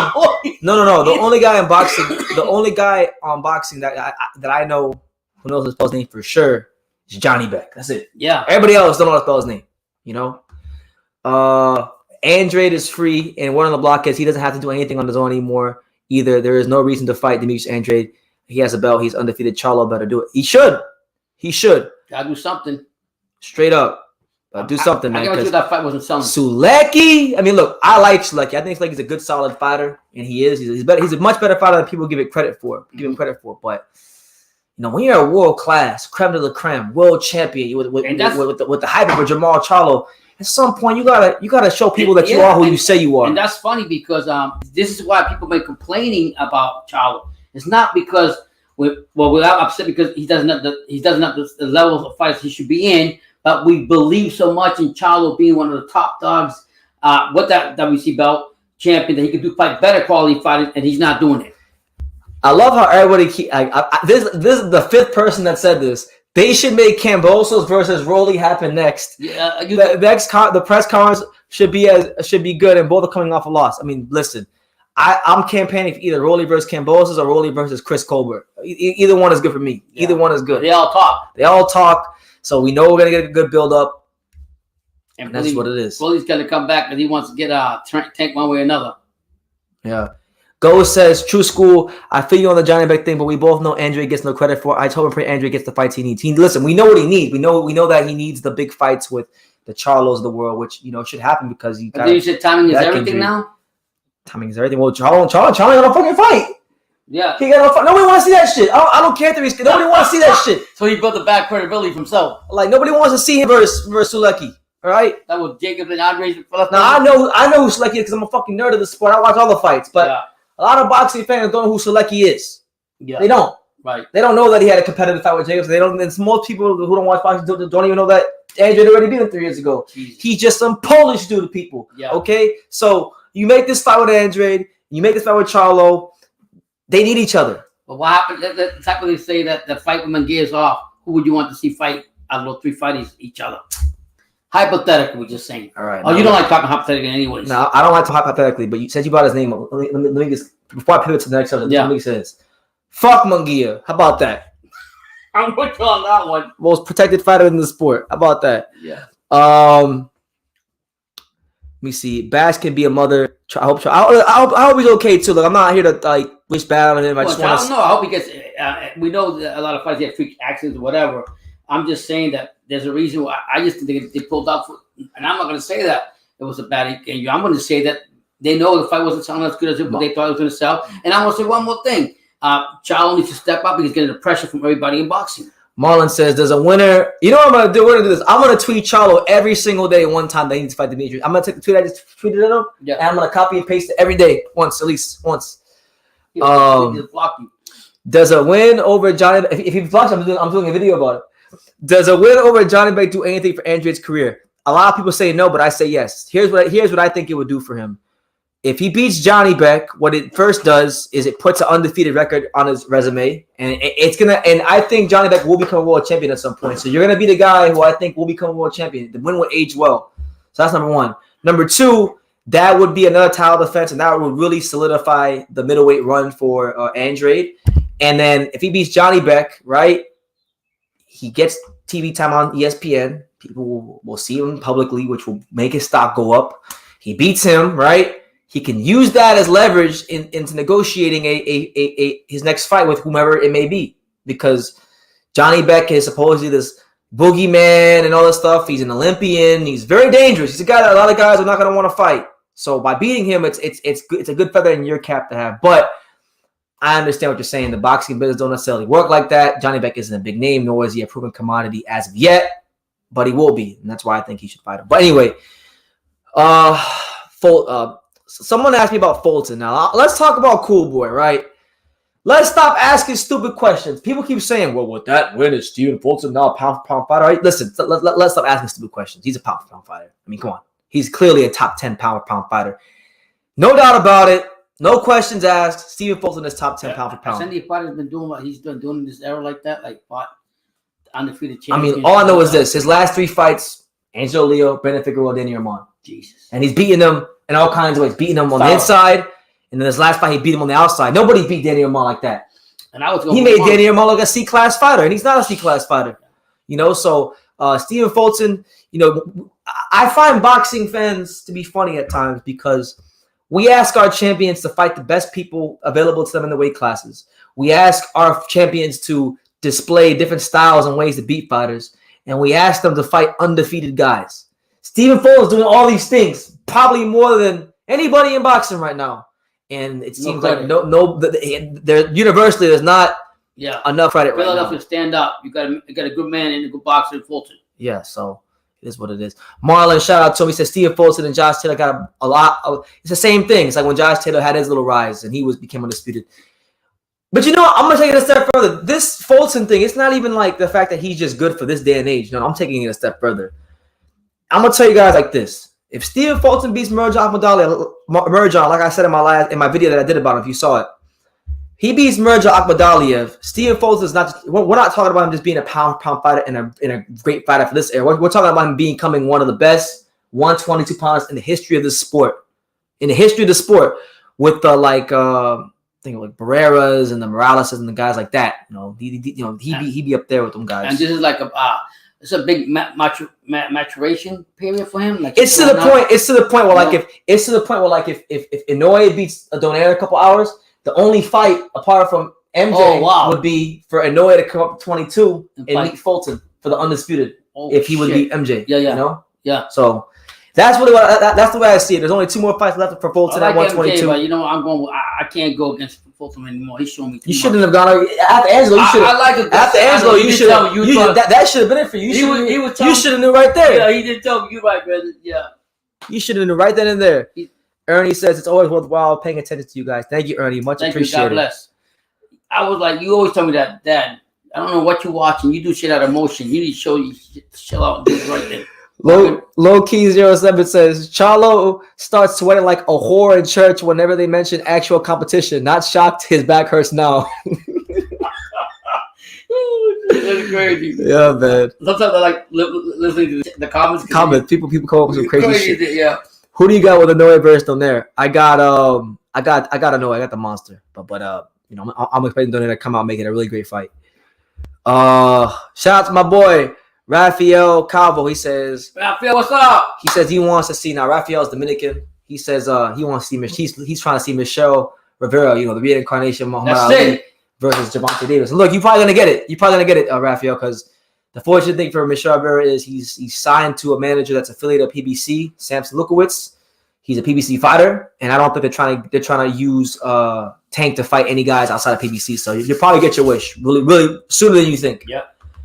Fulton has one of the best jabs in boxing. I was just telling someone, I was just having a debate with someone on Instagram. I was just telling him I think Stephen Fulton got a better jab than Devin Haney.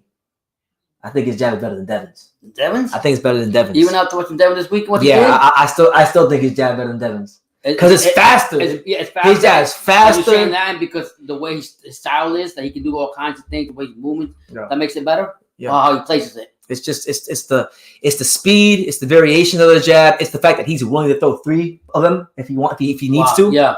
I mean, people say hell no, he's not. Hey, I'm gonna agree to disagree. I think Devin has better feints than Fulton, but I'm just talking about pure jabs. I think Devin has better feints than Fulton, right? But we're talking about jab, just straight jab talk. I'm gonna give Fulton the slight edge. Very, very, very minimally. But you can't take credit, not give credit to Haney. I'm giving him credit. He got one of the best jabs in boxing. Haney came out and showed out in the biggest stage, and he jumped. If you looked at Kambosos' face, he looked like a strawberry patch. He jabbed the shit out of him. Maybe. I haven't seen Fulton do that. Listen, man, I'm gonna tell you this. My man No Soft Spot says Fulton is a demon, very heavy in the tool bag, and he'll embarrass Raees Ali. And I think he'll beat Raees Ali pretty sound. Like, look, I'm gonna say it like this, guys, and you know what? You can consider it a biased statement, but I also think it's a truthful statement. Like, he already beat the best 122-pounder, and it wasn't Brendan Figueroa, and it wasn't Daniel Roman. It was Angelo Leo. And if you don't believe me, Fulton himself said the first 4 or 5 rounds when Angelo punched him, that's how hard he's been punched in his career. He told Figueroa when he was arguing with him, yeah, Angelo, when I fought you, I had a chance to go out and have a great night. When I fought Angelo, I went to the hospital. Oh, shit. So if he's saying that, he said it himself. So agreed. Fulton's jab is more accurate, more variations, and just all around a little better than Devin. Yeah, but that's no slight on Devin. I mean, Devin's got. You could argue if you say Devin has the best jab. Like I'm not gonna argue with you. I'm not gonna sit here and say you don't know shit about boxing. Really, the argument is that Fulton can throw different variations of the jab where Haney doesn't do that. Yes or no? Yeah, and it's faster, and unlike Haney. Like Haney's more of a we ain't trying to hate on Haney. No. I'm just telling you. I'm telling you guys how they use their jabs. Okay, Devin is more of a fighter that relies on his feints and then he jabs. And then Devin's also a fighter that he's more of like a single jab fighter. As to where we're seeing Fulton, he'll throw 3 of them things, 4. Before he went 2, and he's doing that on a consistent basis, and he's throwing different types of jabs. Cross jab. That's why I like his jab more, and I think that his jab is more effective. But that's just me. Now, Devin doesn't have the inside fighting skills, and he doesn't have the greatest right hand in the world, so he relies on the jab a lot more. But I think Fulton has the more quality jab. That's just me. And the variations he has, yeah. It's an opinionated thing, right? Yeah. Kambosos looked like his face got hit by a brick after the fight. Shit, he looked like a strawberry patch. I'm gonna tell you this. I can tell you who's gonna have the best jab when he turns pro. There's a young fighter that hasn't turned pro yet, but when he turns pro, Ethan Smith. Look out for Ethan Catch the Fade Smith from Las Vegas. He's coming. The 17-time national champ from Johnny Toko. He's coming. He got a great jab.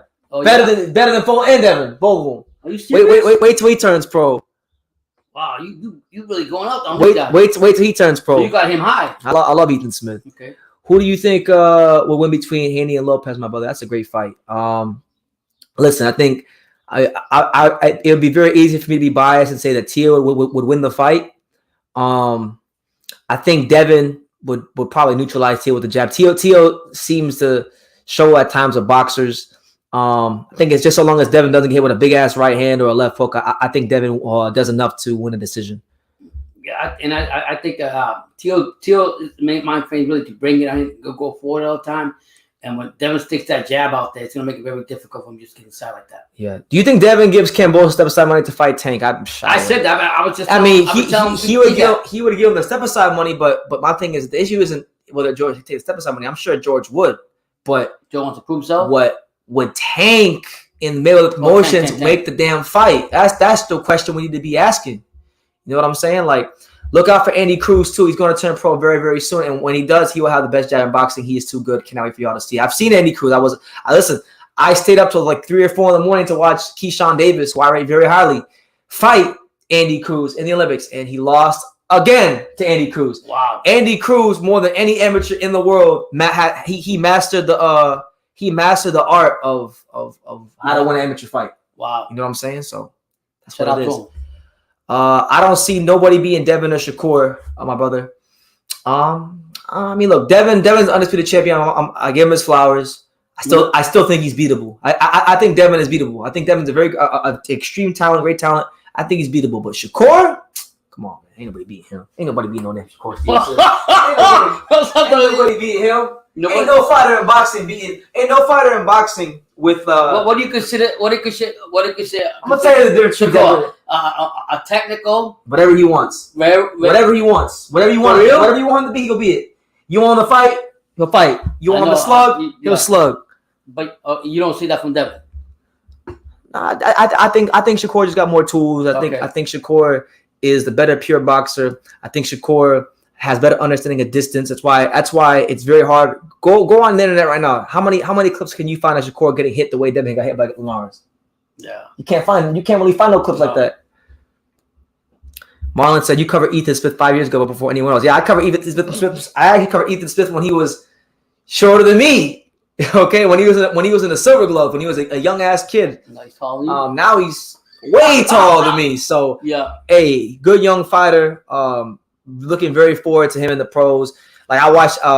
If you go on the channel and you type his name in, there's only like 2 videos, and there's one from when he was a kid, and then there's one of his last amateur fight. If you watch the one that I just did on him recently, his last amateur fight, he fought some kid from Pennsylvania in the USA national qualifiers. Yeah. Man, you guys talk about Devin Haney's jab blinding someone. This kid, all he threw was jabs. The fucking kid's face was red. Wow. Like about red as a damn stripes. He actually knew the best. I know through the jab and distance. That's what basically saying. Yeah, I mean, don't take my word for it. Like Kenny Bayless, who's been around boxing for a long time. Referee. Kenny Bayless saw him spar one day in Vegas. And there's a video of Kenny Bayless saying that he has the best jab he's ever seen since Larry Holmes. Wow, so that's a lot. So I mean, from Ethan Smith, and he's seen a lot of fights. So you cannot, discredit that at all. Paradise Found says, I think Haney has that special hate factor. Some love him, but most are tuning in to watch him lose. Don't matter as long as people are watching. I don't hate Devin Haney. I think he's a very good fighter. I want to see him continue to grow and get better. And as being him being a champion, I think he has the right personality for it, Brendan. Yeah. Really does. I never saw Shakur slug, but that doesn't mean he can't. I did see Devin hit him with the vicious uppercut and spawn, but that was years ago. And No Soft Spot says, don't sleep on Cashflow Diaz. Yeah, well, I seen Cashflow when I was in Vegas last time. I saw him at the Top Rank Gym. Good young fighter. We know Cashflow comes from the middle of the boxing club. He was that little kid running around in the middle of the 24/7 videos, and now he's pro. So yeah, another good one. Boxing. The future of boxing's in very, very good hands. We're talking about jabs, right? I'm gonna tell you guys another fighter you should look out for, and he's right here in our backyard. He just fought on a Golden Boy show recently. He's like 3-0, 4-0. But look out for one, Eric Tudor. Eric Tudor, young kid from right up the road here in Hollywood, Florida. Great jab, very well coached by Derek Santos. He's part Romanian, so he did qualify for the Romanian Olympic team. But then COVID happened, so then that he didn't go to the Olympics or whatever. Now he's pro. He just had his first TV fight against a guy who came in overweight, a guy who was experienced veteran fighter, bigger than him, but outweighed him. But he came in heavy on purpose. Yeah, lost and still won the fight. He didn't care. So look out for him. Very, very, very good young fighter. Nobody is unbeatable. I agree with that. As much as I rate Shakur, Joe Cordina could fucking land one of them right hands, and he could change everything we think about Shakur. So you just never know from fight to fight. But I think Shakur is the best of the young fighters. I think Haney. I read that already. Mm-hmm. Devin and Shakur are the same fighter basically. Neither got power. They're not the same fighter. They're not. One has better understanding of distance than the other, and that's Shakur. Haney will be really dangerous once he gets his grown man strength. Well, that's kind of what I'm waiting for. I'm waiting to see. But how old is he now? He's what? 23. He's young. So, Yeah. So I'll listen. I'm waiting to see that 26-year-old Devin Haney because maybe when his body matures, maybe I think it's gonna happen again. But Shonda tells me right again. Every time this guy, like you know, you already how I am with him. Yeah. Shout out to Sean. When he told you? Yeah, when he feels out, he might fall. You're right. I got a couple of yeah. Shakur ain't a slugger like that. Devin inside game better. Shakur's defense is better. Yeah. We'll see, man. But the thing is, Shakur is so good. Nobody's had it they can find on the inside. So let's see what happens when Shakur has to find on the inside. We'll see what happens. GGG was washed, but he's still the best jab in boxing. The key word is consistency. Ooh, Usam might be on something there because listen, I don't like GGG, but you don't become a 41-year-old unified champion not having a good jab, a really good jab, you know. So your power is your last thing to go. So yeah, Box. It's not a question. He signed a 3-fight deal. If it's not George, it's Loma. That's his 2 options. Tank isn't an option for his next 2 fights. I don't think it is either. I think all this talk of Tank versus Devin is ridiculous. There's no reason that Oh, that's what it is. You only got those 2 choices. That's it. Well, because he only has so many fights on his deal. Right. Like Bob's not gonna waste one of them fights unless they're gonna actually sit down and make a legitimate offer for a Tank fight. So he's. But I know Bob really wants Lomachenko to fight him. He's big on that. Let me see. Son of God says GGG does not have a good jab. He would have beat Canelo. He says y'all don't know boxing, bro. You don't know shit about boxing, bro. He pushed the pace on Canelo in the first fight. He didn't have a fucking right hand. He didn't have a right hand that whole fight. He didn't know what right hand was. And he literally pushed the pace and had Canelo fucking about to pass out in the ring in the first fight, breathing like a bitch because of the jab. You don't know shit about boxing. Get the fuck out of here. Get out of here, son of gods. Get out of here. I'm not having this shit. I'm not having that. How you gonna disrespect you? How you gonna sit here and say I don't know boxing and you make a stupid ass comment like, oh, he doesn't have a jab. Golovkin doesn't have a jab? I don't even like GGG. Yeah, like that. I don't even like GGG like that. Credit on that. But he got a fucking jab. Yeah. Yeah. You picked him out real quick. Stupid motherfucker, bro. Oh my God, stupid.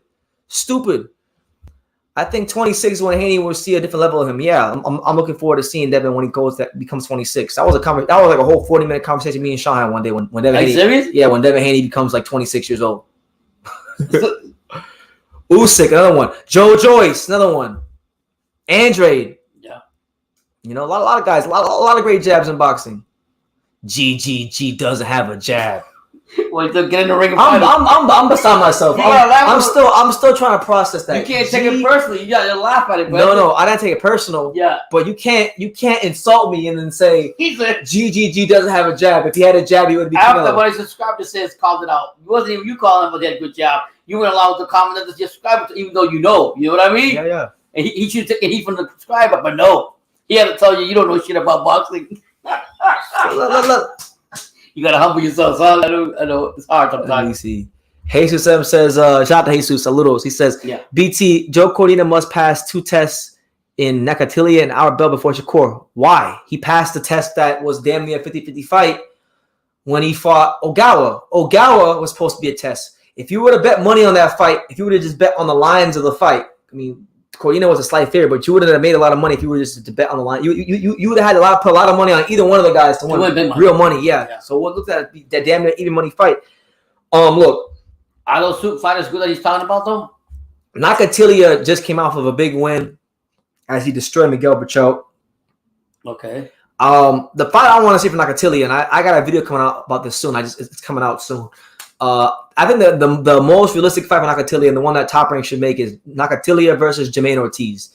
They both are guys that have beaten good names in the Top Rank stable. Like Nakatilia beat Berchelt, Ortiz beat Herring. So you give those two guys that earn the opportunity a chance to fight each other on an ESPN card. Let them showcase their skills and Go from there. Go from there. Absolutely.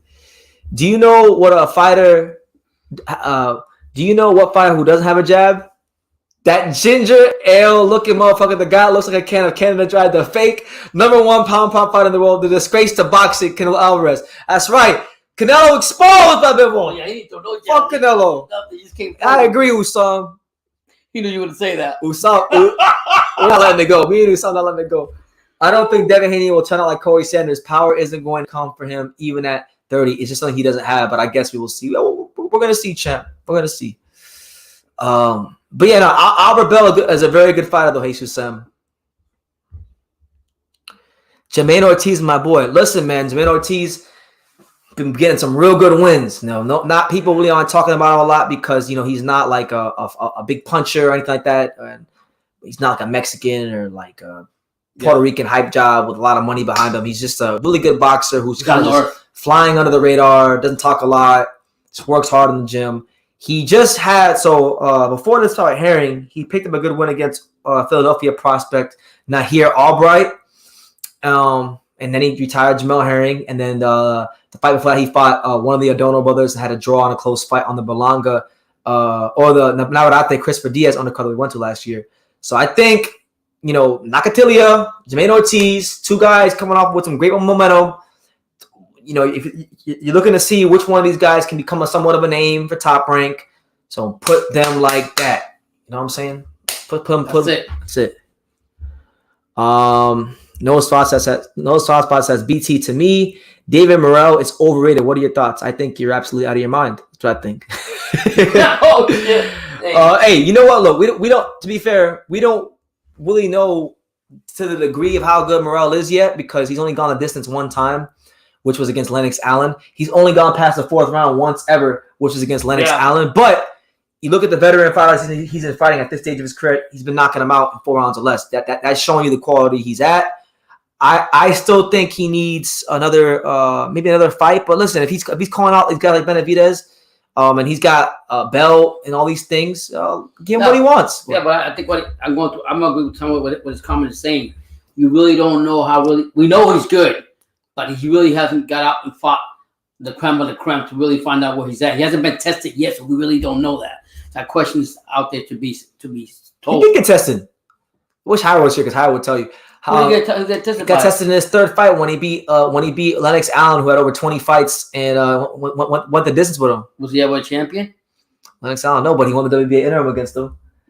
Okay, yeah, but I get what he's saying though. He said he got to test it more, but I'm a big fan of him. He fought Alantez Fox, who went the distance with Demetrius Andrade and got stopped by Liam Williams in about 6-7 rounds. Morrell got him out there in 4. Wow. So he's been making statements. Yeah. Now Ben Dover, I've been seeing Ben Dover, like your name, Ben Dover 318 says Tony Harrison has the best jab in boxing. You know what? You might actually be right. Does he? He's so talented. You might actually be right about that, man.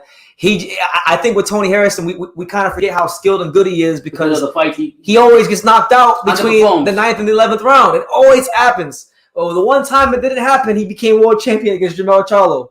So you're saying he underperformed? No, the underachiever. Yeah. You know, and before I pivot into the next subject, like Tony Harrison was clowning Luis Arias for going the distance with Jimmy Quiet Stone Williams, right? But my thing is this: he's an inconsistent ass fighter, the same way Luis Arias is an inconsistent ass fighter. So we got two inconsistent ass fighters. They need to fight each other. They need to fight each other. Because he was sitting here saying, I'm gonna get on my undercard. No, motherfucker, you need to fight him. And I'm not even saying Arias to beat you, but I'm just saying, this fight he beat Sergio Garcia, right? Last fight, Tony Harrison, right? The fight before that, he got a showcase cherry pick fight against Brian Perella, who moved up from 147 to 54, was supposed to be a win to get Tony Harrison back on track, and people excited about him after losing to Charlo. Yeah. He was lucky to get a draw because the reality is he really should have lost that fight. Wow. And the fight before that, he got stopped by Jermell Charlo in the rematch. So you have him. Then you have Arias, right? Arias he won, but he didn't look the way he should have against Jimmy Quiet Stone Williams. The fight before that, he lost to Vaughn Alexander, and the fight before that, he beat Jarrett Hurd. So two inconsistent ass fighters. Yeah. Don't that sound like two inconsistent ass fighters? Yeah, that's what it is. Why can be consistent and fight each other when they beat each other? Yeah. Tony Harrison is an old school fighter in terms of skills. The guy has a weak neck and a weak gas tank, and I 100% agree. Benavidez doesn't get anything for beating a fighter under 10 fights. Morrell versus Anthony Durrell and Benavidez versus Caleb Plant should happen. Well, Caleb Plant versus Benavidez is not happening next. But hopefully it does. But if it can't, let me ask you this. Let me counter that and say this. Since when did opponents and what Benavidez could get from them matter? The motherfucker's been fighting David Lemieux, Kyron Davis, and Ronald Ellis. And what did he get from beating them guys? Mm-hmm. Yep. What did he get from beating them guys? Nothing. What? Oh, yeah. And Ghost makes a great point. He beat Lennox Allen. Morrell beat Lennox Allen in his third pro fight for the WBA interim title with no training camp and a hand injury. Oh, shit. Probably would have stopped his ass. RES winning against Harrison would be a major upset. It would.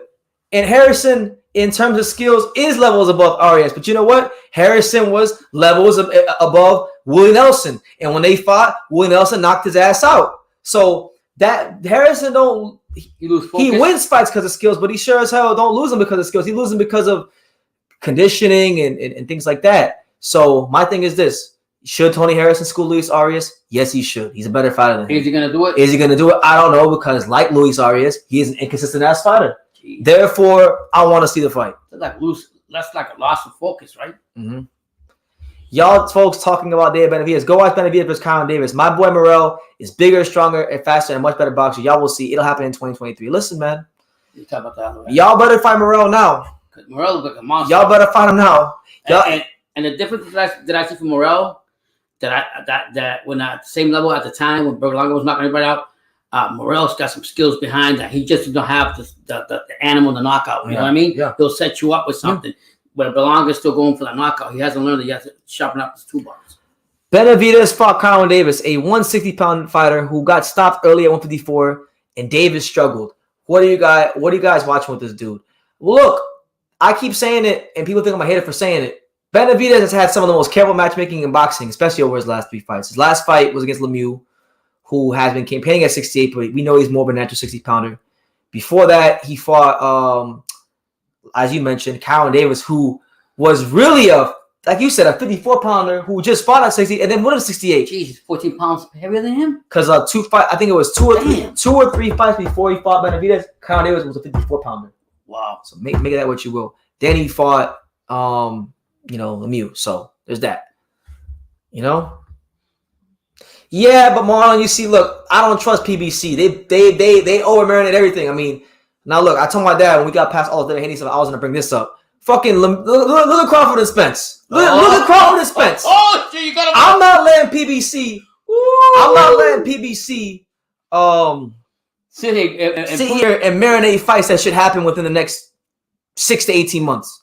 Because then you get Crawford Spence situations, and it's to the point where with that fight, I legitimately do not even care about that fight. I if it gets made, I don't even care who wins anymore. Who cares? That's why I was that fight. Yeah. Who cares? Fuck Crawford and Spence. Because now, both of them. Because now it's gotten to the point where it's like, listen. It's gotten to the point where it's like, this isn't even a fight anymore between two of the best welterweights. It's not. Because Jerron Ennis is in the picture. Yeah. Now you got people questioning, is Crawford better than Ennis? Is Spence better than Ennis? And now, now it's bad because look, what the fuck has Ennis done, though? Honestly, to be real, what the fuck has he done? Stop. But no, I'm talking about what has he accomplished that Spence has accomplished and Crawford has accomplished. What does Ennis have a belt? Does Ennis have a belt? He don't. Stop it then. Oh. You can't sit there and compare him to these guys over here when he hasn't done shit. He's like the number one fighter in the IBF. That's fine. One of these guys got the fight. Has he won a belt yet? Don't put him up there yet until he crosses that river. To be fair, he can't. Put respect on both these other guys. He can't win a belt because these two fucks won't fight each other. Nobody can win a belt. But now these two won't fight each other. Now I'm sick of Crawford. Now they're making the fight. They're not making the fight. Is it finalized? I don't know. Is it finalized? No. It's not finalized. So can I make it anything? I don't want to hear when the fight is made, it's not. Then whoever wins, go ahead and fight Ennis. Don't sit here. I know Ennis got skills. I know he's a good Jerron Ennis is better than Earl Spencer. And I'm saying all that. But I don't want to hear you tell me that, you want to put him here, but he hasn't even fucking won a belt yet. Better than Shut the fuck up. He's better than that. Yeah, I'm just saying. I don't care. He's better than Earl Spence. Yeah, no, listen. I don't need to wait. I see the skills that Ennis got. I respect Ennis and everything. He's one of the top welterweights out there, okay? We all know that. But you can't sit there and throw flowers on him when he hasn't even got across the mountain yet. I know. Okay? I know. So I can't say I know he's that. better I than cannot us, say guys. that. I know he's better. When he gets in there with the big dogs and they test him up to 8 rounds and they beat the fuck out of him or vice versa and he shows his Philly thing, then we could talk about what he can do. I just know. I know he's better than. I know if Jerron Ennis fought Danny Garcia, he's not going fucking 12 rounds like Errol Spence. That's what I do know. Fuck out. Then you got to say all he's getting is a paycheck. He's done. He's semi-retired. I know, but Errol Spence fought a complacent Danny Garcia who stood for a paycheck and couldn't stop him. I know for a fact. Now, when they asked Danny about Jerron, you know what he said? What he said? Philly support Philly. I can't fight him. Philly. He's a different generation. Here we go again with that shit. See that shit? You don't want to fight Jerron Ennis. Good.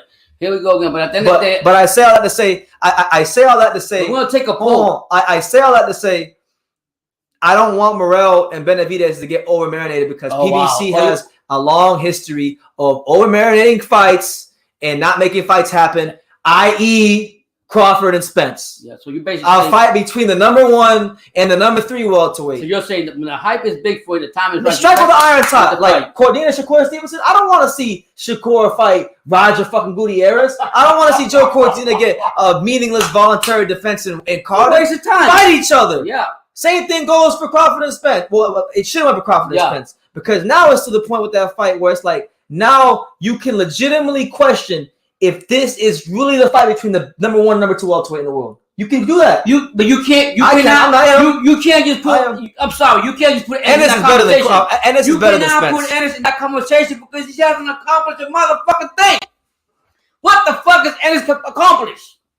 He's knocked out. He's skillful. He's got all the skills. He's got all the tools. He's gonna on this. He hasn't gone over 8 rounds. He might be chinny. Has he won a belt? Fuck no. He can't win. So you can't put him. You can't put him on the same level of Spence and Crawford. You mix the picture of why he can't win a belt. He can't win a belt because these two fucks won't fight each other. That's why he can't win a belt. I'm telling you, when this fight happens, we'll see what Ennis is gonna do.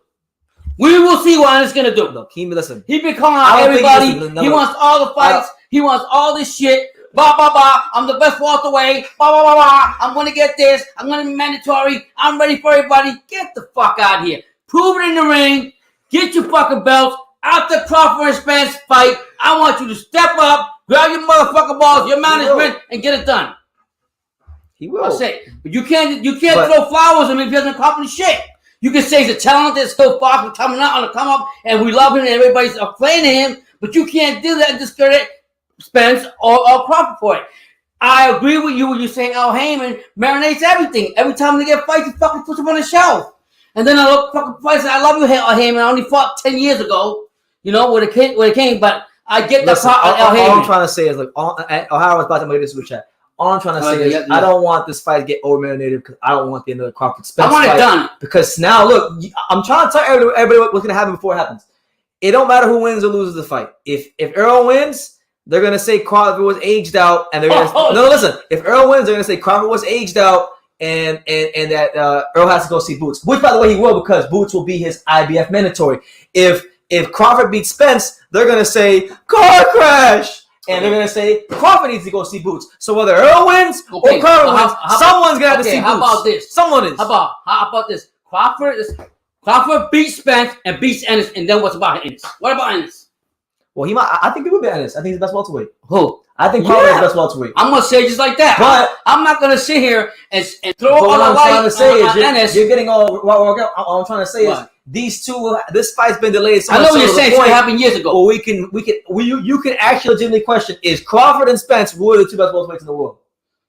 Because there was a good 2 or 3 year stretch where you couldn't question. No, I know it's been a long time, and you're right what you're saying, and I'm not arguing the point. All I'm saying is I'm not gonna give all the pom-poms to Ennis until he accomplishes what you got to get done. Now, hold on. But We'll get to the super chat because this is an important super chat here. Go ahead. Shout out to my man Marcus. Ohio runs boxing, and look, I normally have other videos for other people, but I'm gonna use this video because this was class right here. Bill Haney is back, people. Bill Haney.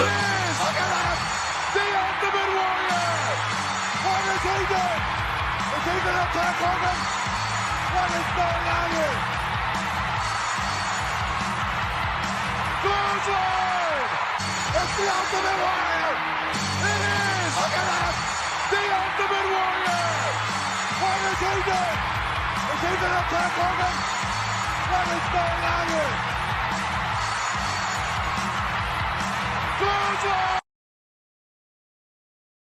Bill Haney, OG Bill Haney. The OG. He says, "What's good, family? What's good, champ? Hope all is well." Marcus, shout out to you in Ohio One's Box. Make sure you guys go follow him on Instagram for the funniest memes like that one, and for all the information that you want. Listen, if you want to know about anything boxing related in Ohio, I'm talking about legends. I'm talking about current fighters. I'm talking about prospect. I'm talking about everything you want to know about Ohio. This is your guy right here. This is your guy, my man Marcus. Back to what I was saying, I do agree with what you say. If this fight would have been made a long time ago, then maybe we would have probably the fight right now with Anderson ain't one of them. Yeah. If the fight was being made, but you cannot throw all the flowers on. I'm not throwing all the flowers on him. I'm just saying he proves himself. He has not proven himself to me. I know he's better than those Spence. I don't need to. I know he's better than those Spence. Earl Spence and Crawford, the two top dogs in the welterweight division. No, they're not. Right now, no, they were. As long as they got the title, they're the motherfuckers out there. But I'm not gonna say that Ed's gonna come up there and just gonna run over them there because he hasn't got over the mountain not even once. Okay, next.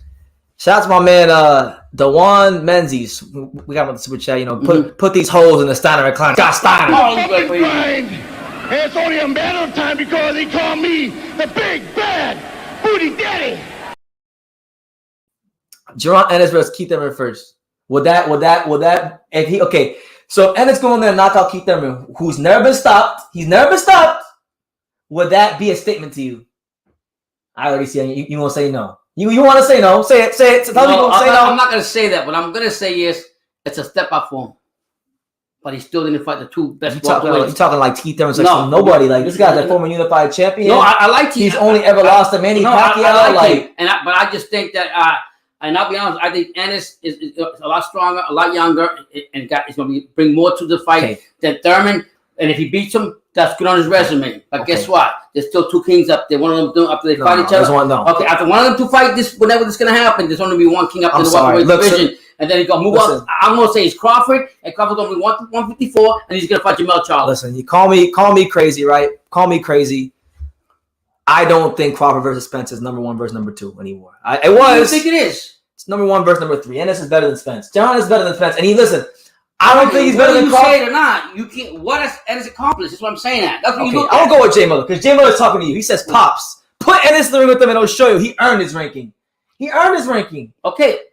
I'm not disputing. And Christian, my man, Christian, I'm not arguing that. Was right here in South Florida. Christian says, "I got booed." He says he's even more extreme than me. He got him going because being both. So, no. I think I'm not gonna dispute. All I'm saying is don't put all the flowers up on Ennis until he gets tested by whoever it is. He's got to get tested first. Don't tell me he earned this. Don't tell me he's done this. Do you know how hard it is to get people in the room with this guy? Who? You know how it is for Jerron Ennis to get a fight. Yeah, nobody wants to fight him. You know, like his dad done multiple interviews talking about the process of getting an opponent. His dad said before the what fight was it? It was one of his most recent fights. 15 fighters stood on a fight with him before they got an opponent. Before the Delorme fight, they had 15 fighters turn on a fight with him. Before he got to Delorme. And you're telling me, but are those fighters named Spence or Crawford? Answer me that. That's all I need to know. I don't know who. I don't know the name. And whoever wins after that fight, whoever wins between Crawford and Spence needs to fight Ennis. I can tell you this: I'm a huge Crawford fan, right? You know I love Crawford. Me too. But you still pick Ennis. No, I'm on Crawford. I'm not saying I'm picking. But what I'm going to say is, I saw an interview one time where they brought up Ennis' name, and he didn't really seem like the most thrilled about the idea of fighting Jerron Ennis. Who? Terrence Crawford. He want to fight everybody. But the one time I remember hearing Ennis' name mentioned, he didn't really seem to have the most zeal in the world about fighting the guy. I'm not going to say it like that. I'm going to say it like that. I'm just going to say that. Because I'm sick of this. Sometimes you can't comment on it and you just let it be until the thing happens. Because I'm sick. But you're upset because this other fight got marinated so much. Because I'm sick. That you don't want to give credibility to Spencer and Crawford. And we have to. Giving credibility. What has Ennis done to me? Hold on. What have he done? Giving credibility? Yeah. I fucking made almost 40 videos about this fight. I've given them the most credibility. What do you mean giving credibility? I'm sick of it. I'm sick of it about. All I'm saying I is, want them to fight each other. okay, all I'm saying to you, son. I don't even care anymore. Okay, whether you care Fight or not, the Ennis. fight's got to be made Fight so the Ennis. fans can see it and see who's the best one out of the two. And then Ennis can be knocking on the door for either one. Because I guarantee you, know what, now even Spence or Crawford are going to be afraid to fight Ennis. I'll tell you that right now. Maybe Crawford won't. You think so? Maybe Crawford won't be able to, but Earl won't that. Are you serious? Listen, when He's Earl, from Houston. I've Don't always you hear what a Charlo say? first of all, he's from They're Dallas. Lions. First of all, he's from Dallas. Second of all, it means fuck all where you're from. Okay, I know. it's all about what's in here. I know. All right. Boots is the exception one that I like. Look, Earl can barely make the 47 limit. He's big for 47. Yeah. I don't think he's even said it himself. After the car fight, he's going 54. He's not staying there for no He damn did? Jerron. He's not staying there for Jerron. That's what I'm trying to tell you. Yeah, but eventually John is going to get big and strong. He could possibly go to 154. He might. He's not. He's pretty big already. They're gonna have He's to pretty pay. big already. I'm telling you right now, especially if he's already fought Crawford, they're gonna have to pay Errol Spence a retirement check and a pension, fucking lottery ticket to fight Jerron Ennis. He's not taking that fight for anything above at least $1 million or $2 million. You really feel he's afraid of him? I don't think he wants to fight him.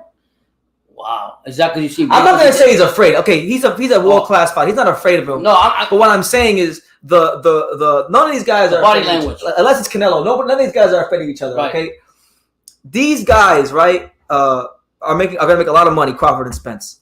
When they are done fighting, if the opportunity comes to fight Jerron Ennis, they're gonna have to be paid above whatever they make when they fight each other. That's what I'm telling you. Because that's a very One thing I will say though, Crawford's not been fighting for how long now? Been like for what, 2 years now? no. His last fight was November. It's about 7 months. Okay, him and then Spence just fought. So they're thinking about making the fight supposedly in October, whenever it is, August, whenever they're gonna make the fucking fight. Make the fight. You're right. Everybody's afraid of Boots because he got all tools. I'm not telling you that. I'm just think that he's got to do it.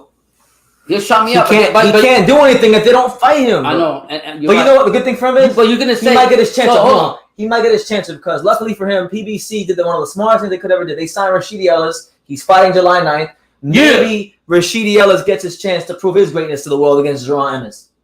And then maybe if Ennis is the guy to take Rashidi Ellis' okay, then that would be a huge feather on his cap. That'd be a all good right? fight.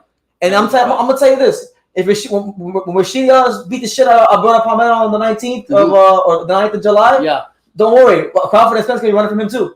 Are you serious? Don't worry about that one. I'm sick of Crawford and Spence. I'm sick of Crawford and Spence. I hate both of them. I don't like none of them. Fuck this I don't fight. think you don't hate him. I think you just. I'm sick of it. I'm sick of all the fans getting gassed about this been bum-ass married fight. so long, but however you want to see it, you want Ennis to be the top dog. Canelo, He's gonna have to fight the top dog. I don't care if he's the top dog. I just know he's better than Spence. That's what I do know. I don't need to even watch him fight nobody. I know he's better than Spence. What technically? The eye test. You get the eye test. Like Christian said, and that's what other people say. Yeah. Sometimes when you watch certain fighters, the eye test is enough. And you just know. Well, maybe I need to get my glasses checked. You might need to go over to freaking LensCraft. What do you think? We might need to get a damn LensCraft sponsorship for the Sometimes I channel. just throw up my son. I agree with Pops. Keyshawn and Shakur both said Bud on a level and won't get credit for beating Boots. Boots, like Benavidez, hasn't been tested in high. Yeah, look, I rate Crawford. I think Crawford's a generational fighter. I still think Crawford's the number one welterweight in the world. But I'm not going to sit here and act like if Boots fought him, he wouldn't have a chance. And on top of that, I'm going to be honest. Out of all the fights in boxing, the fight that I hope it doesn't even get made anymore. I'm to the point with Crawford and Spence where I hope it doesn't get made. Fuck that fight. We're gonna take a poll if you can. Charlo, I'd rather see Crawford fight Charlo at 154, and I'd rather see Spence fight anybody else because this has been going on for too long. The other day when the report came out that said they almost had the fight done, and people lost their fucking mind. It all hit me at one time the other day. I'm like, oh my god, bro, like. This fight has been marinated so long. These aren't even the two best anymore. But this is because people still want to see that fight. They yearn for that fight. Who cares? So who cares? We have to take a poll, but I want to cover it. I hope it's the worst fight of all. Honestly, because the fans keep having this bullshit ass fight up that should have been made a long time ago. You're right what you're saying. I'm not mad at you. I hope it's the worst fight of the year. So basically, you're getting out the promoters for marinating the fight. You can't be No, mad. I'm getting mad at Spence too. Spence.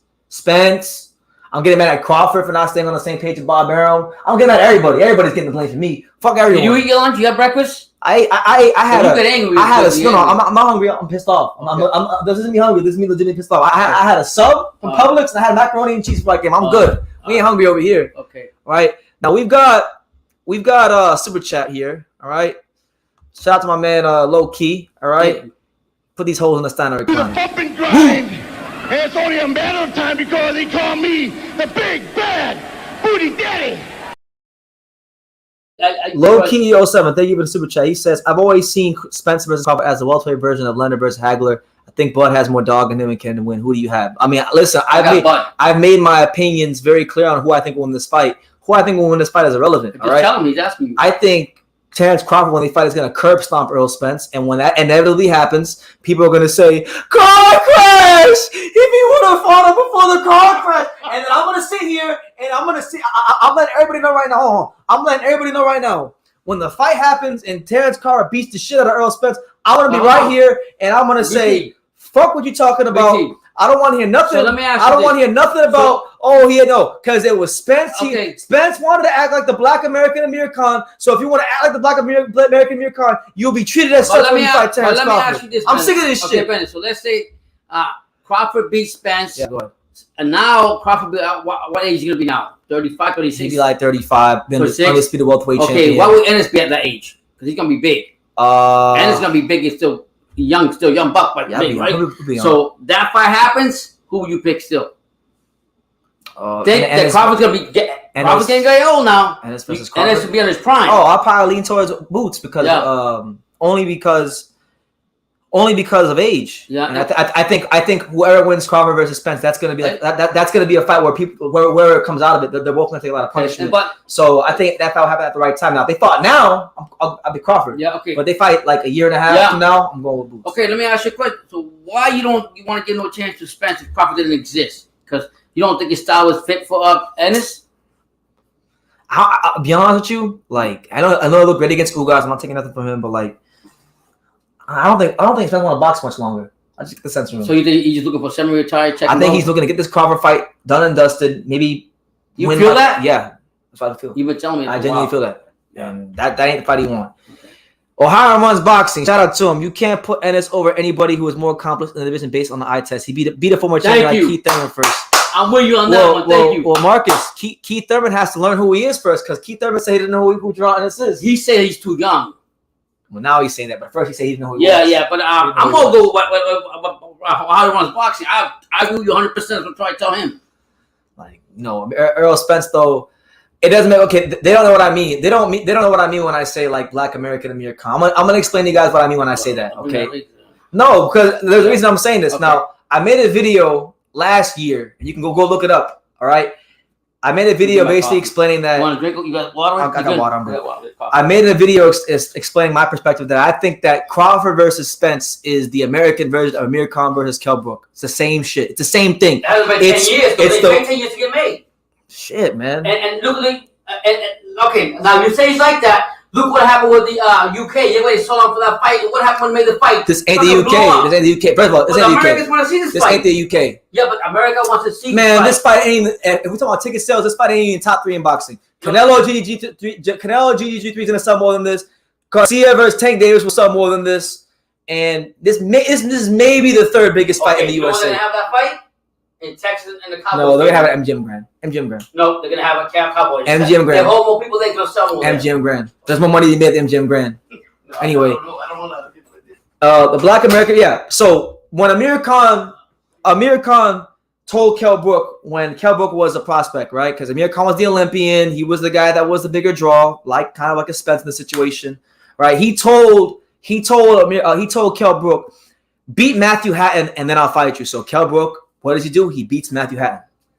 Then Khan moves the goalpost again. He said, become a world champion and then I'll fight you, right?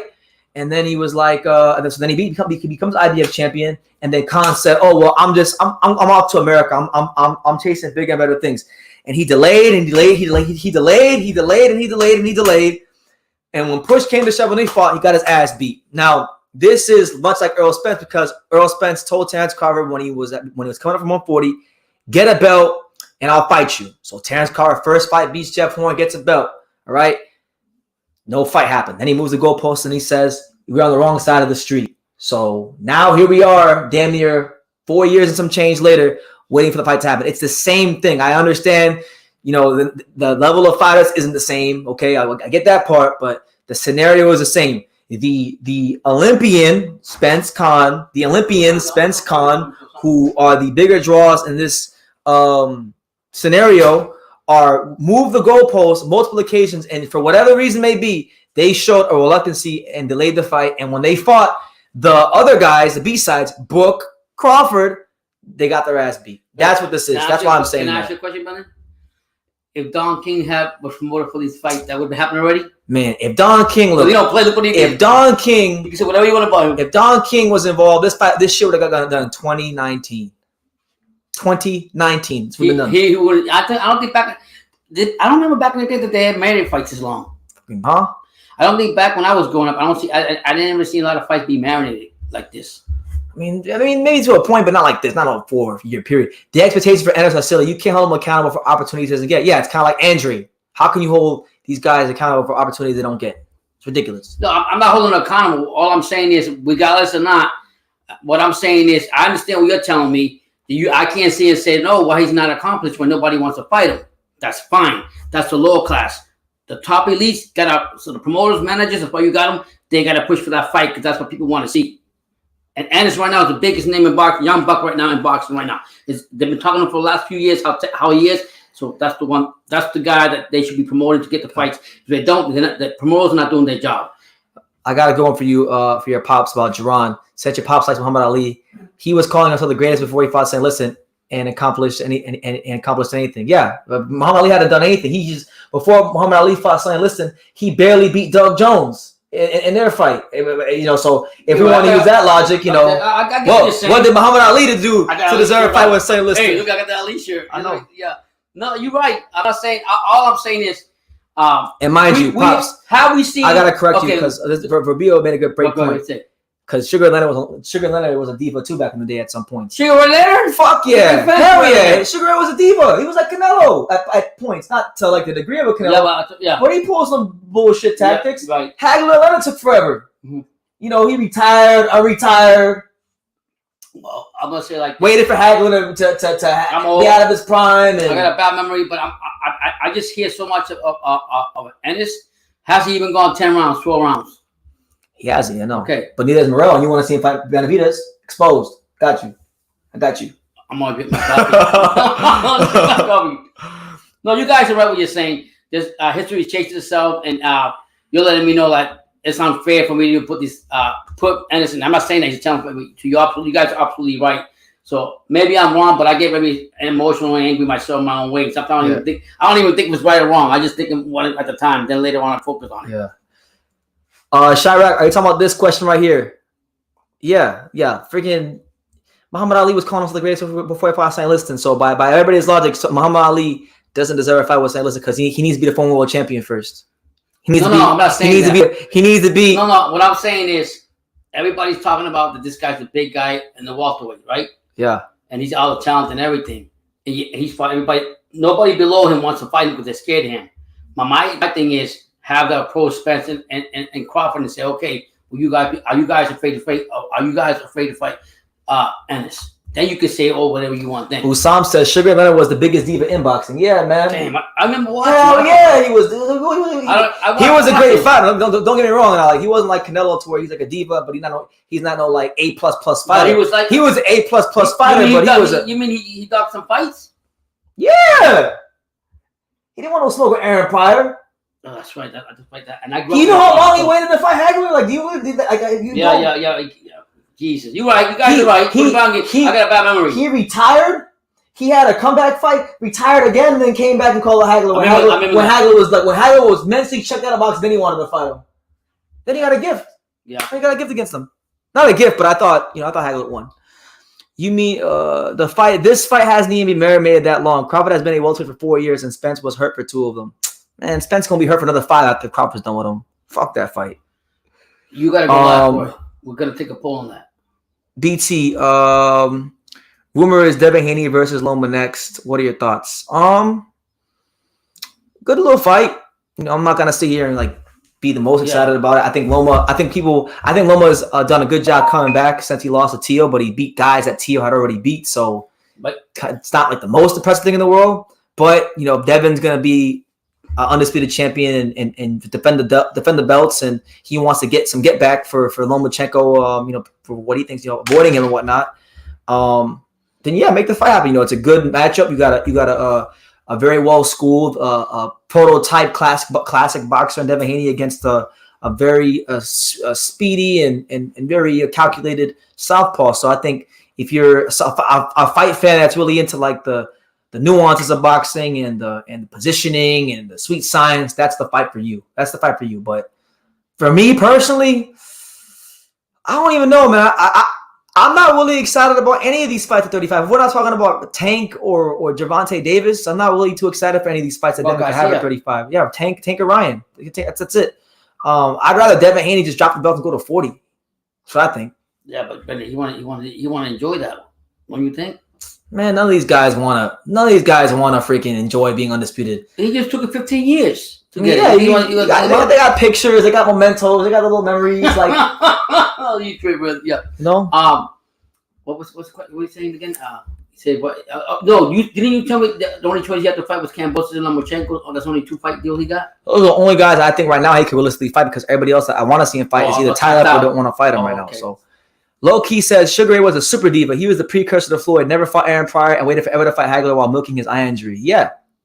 Thank you, man. I remember the same thing. Pryor. Everyone knows how good Aaron Pryor was. Yeah. Floyd talked all the time about how good Aaron Pryor was. Mm-hmm. And Undisputed cost these fighters a lot of money, and Devin Haney loves money. So yeah, listen, these fighters. Listen, I'm gonna tell you guys something about fighters. I've talked to fighters. I've asked them this question myself behind closed doors. I asked them, like, look, we know it's cool to always undisputed, but do you really, like, financially, do you really want to be undisputed? And they all say no. No, I remember that. They all say no. I know with Dylan White, even though he's like that, Dylan White went up to Sullivan and said, "You know how much you cost me? You know what? he said, now you want to give me this fucking fight with Tyson Fury? I'm fucking broke 24,000, whatever money it was. It's a lot of money. The sanction piece really riles people. I always thought that the belts back in the day, they just give them to you and you just give it to the champion. I thought wrong. It's a lot of politics. Alexa Arguello, a skinny, small, great champion, had more balls than Leonard by fighting Pryor.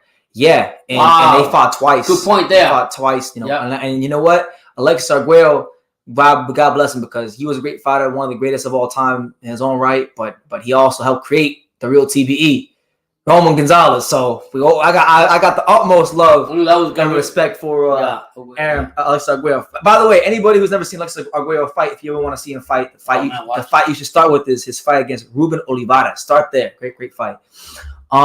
Felipe was good, champ.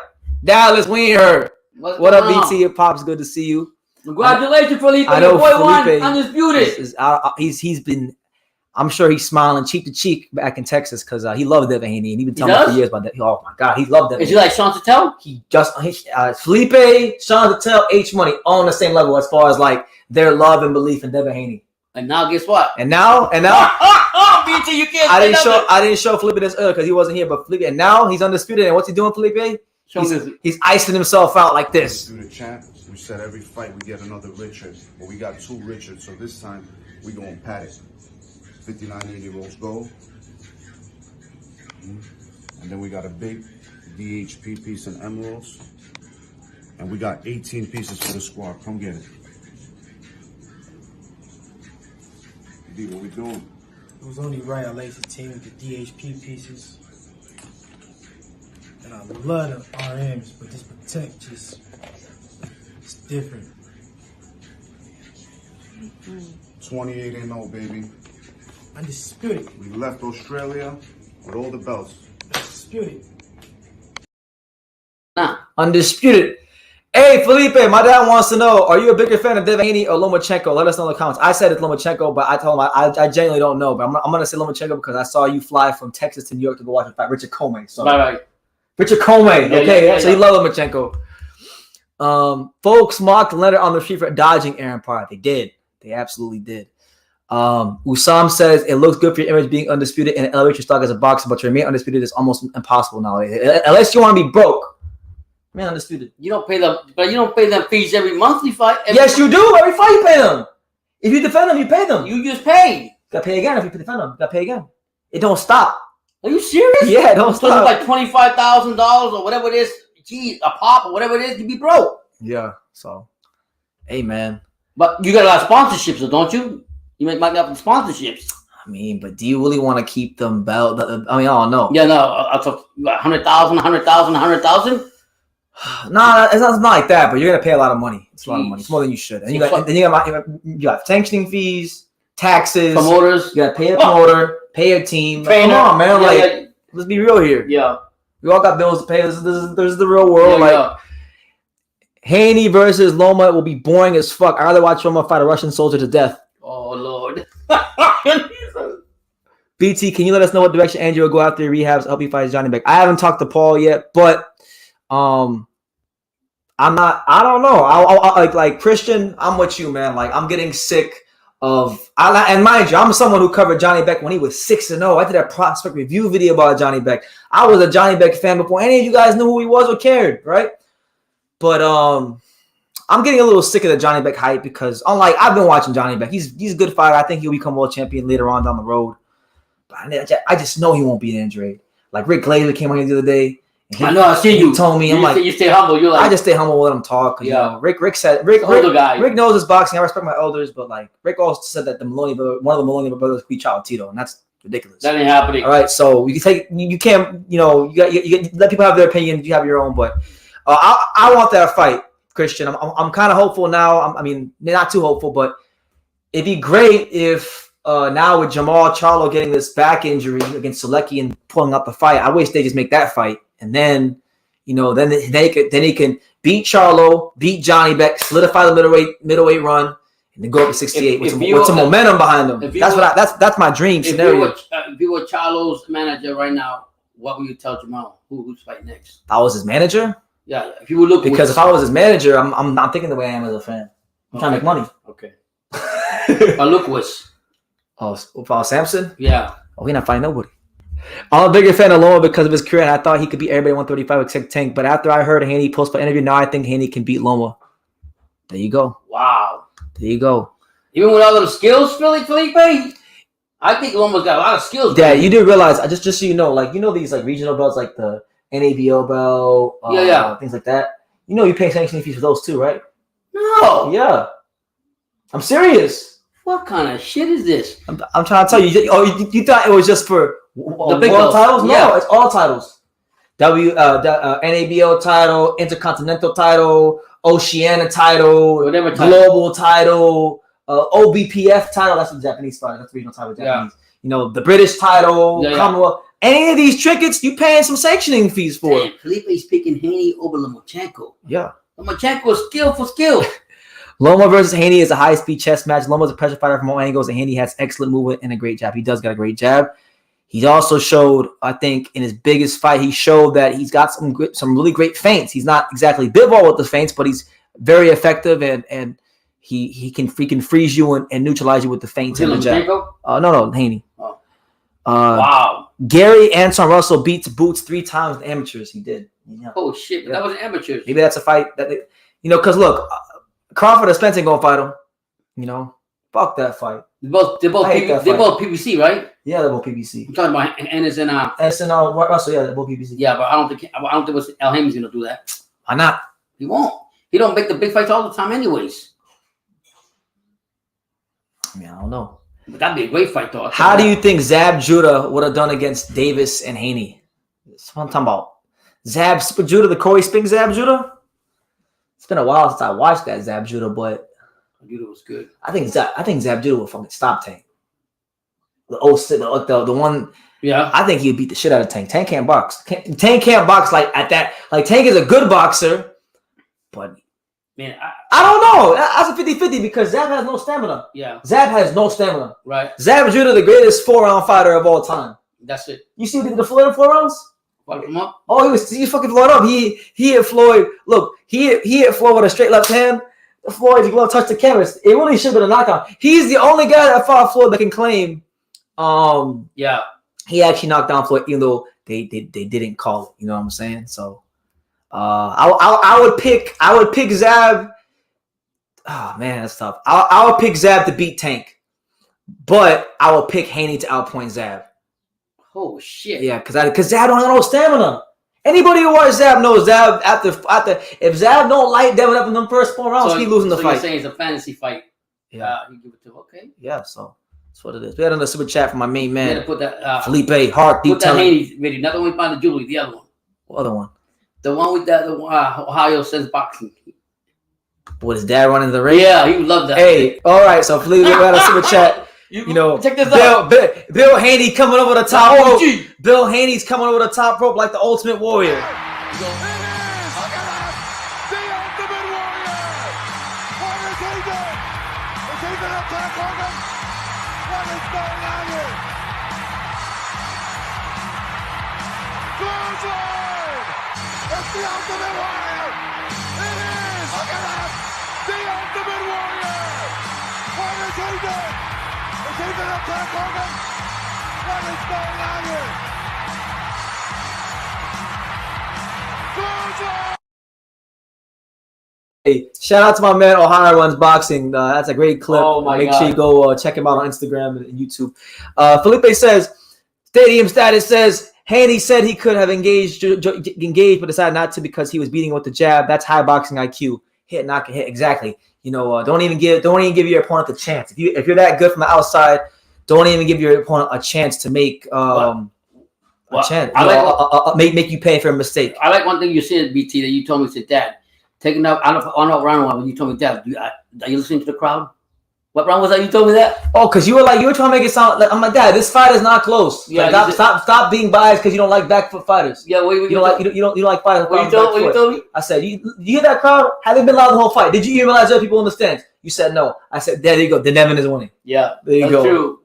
It's like he even shut the crowd up. Yeah. And his mentor. Thank you, Felipe. Zab is his mentor too. First time I ever saw Haney was 2014 at the Thurman vs. Diaz fight sitting with Zab. The first time I ever saw Devin Haney was not even when I was watching a fight. The first time I saw Devin Haney was literally right here on YouTube.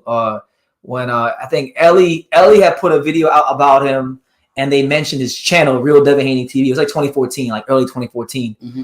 And I subscribed and I just watched all of his videos, and then there'd always be videos of this kid. I'm like, man, I used to get back. I like he be 16 years old having his birthday at the Palms. You can see all these white girls everywhere. Right. At the Palms. I said, I don't know how this man's going to handle success when he gets to the top because he seems to have everything already at his disposal, but he's handling it he's handled it exceptionally well and great for him. Yeah.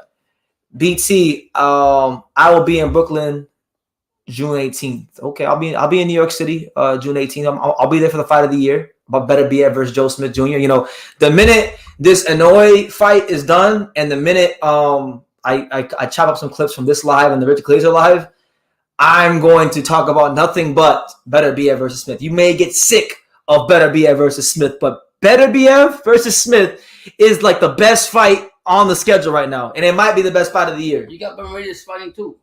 Who? Bermudez.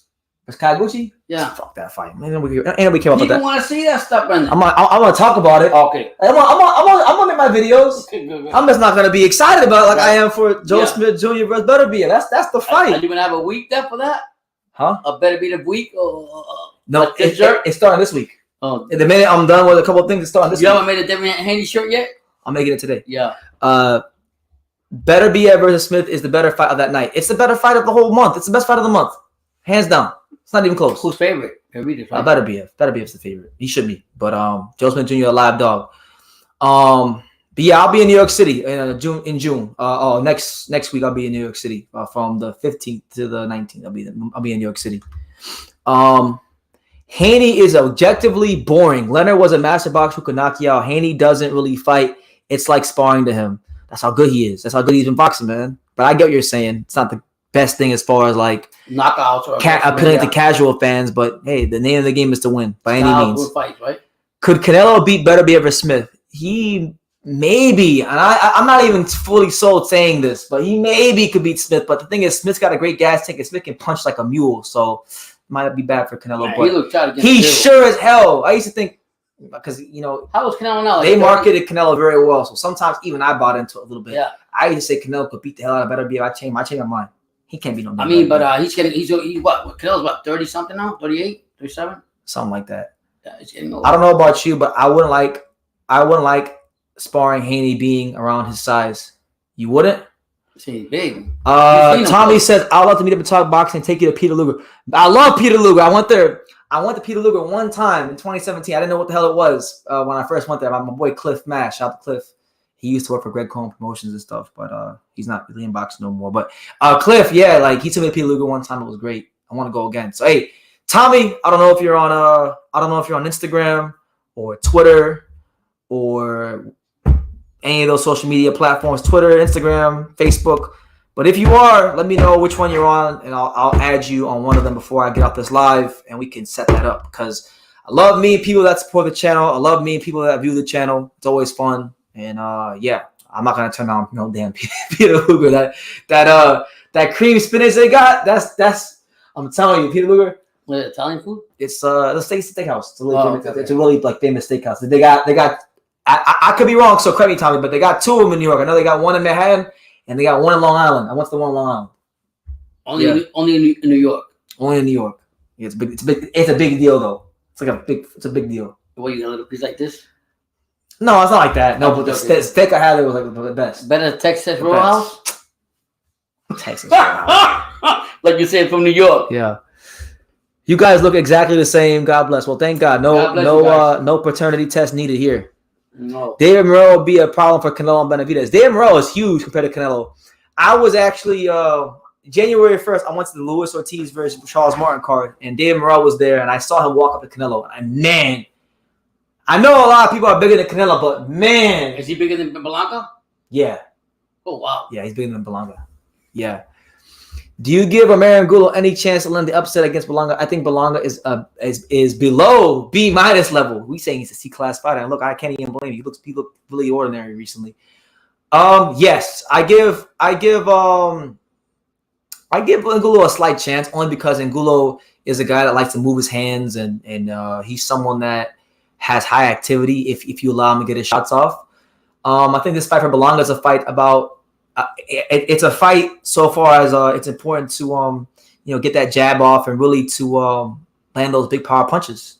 So I give him a slight chance. I still think they picked him for a reason. And I know why they picked him because I watched Angulo fight. Angulo is very limited with his punches, but he's got a great gas tank. He's durable. The only guy that stopped him is Benavidez. Zorro didn't even stop him when he was at 68. So yeah, but I'm not worried. Like, what a bad fight. What a bad fight to headline a card. Berlanga versus Angulo. I'm gonna say no more than that. All I want to see every time I see Berlanga, I want to see some improvement in him. Yeah, but Tommy, let me know, Tommy, in them comments if you're on any social media or anything like that, or if not, just email me.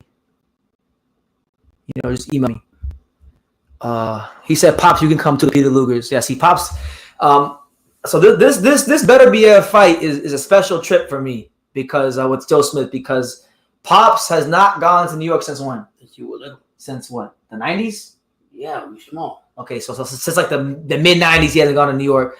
I've gone to New York like what? I went for Crawford versus Lundy, Spence Algieri, Wilder Stavern. Yeah, you went for quite. I went Paul to the Sway in the morning thing. So this will be my 5th time going to New York. I've gone there 4 other times. Yeah, 4 other times. So I know New York a little bit now. I've gone there enough times to know like.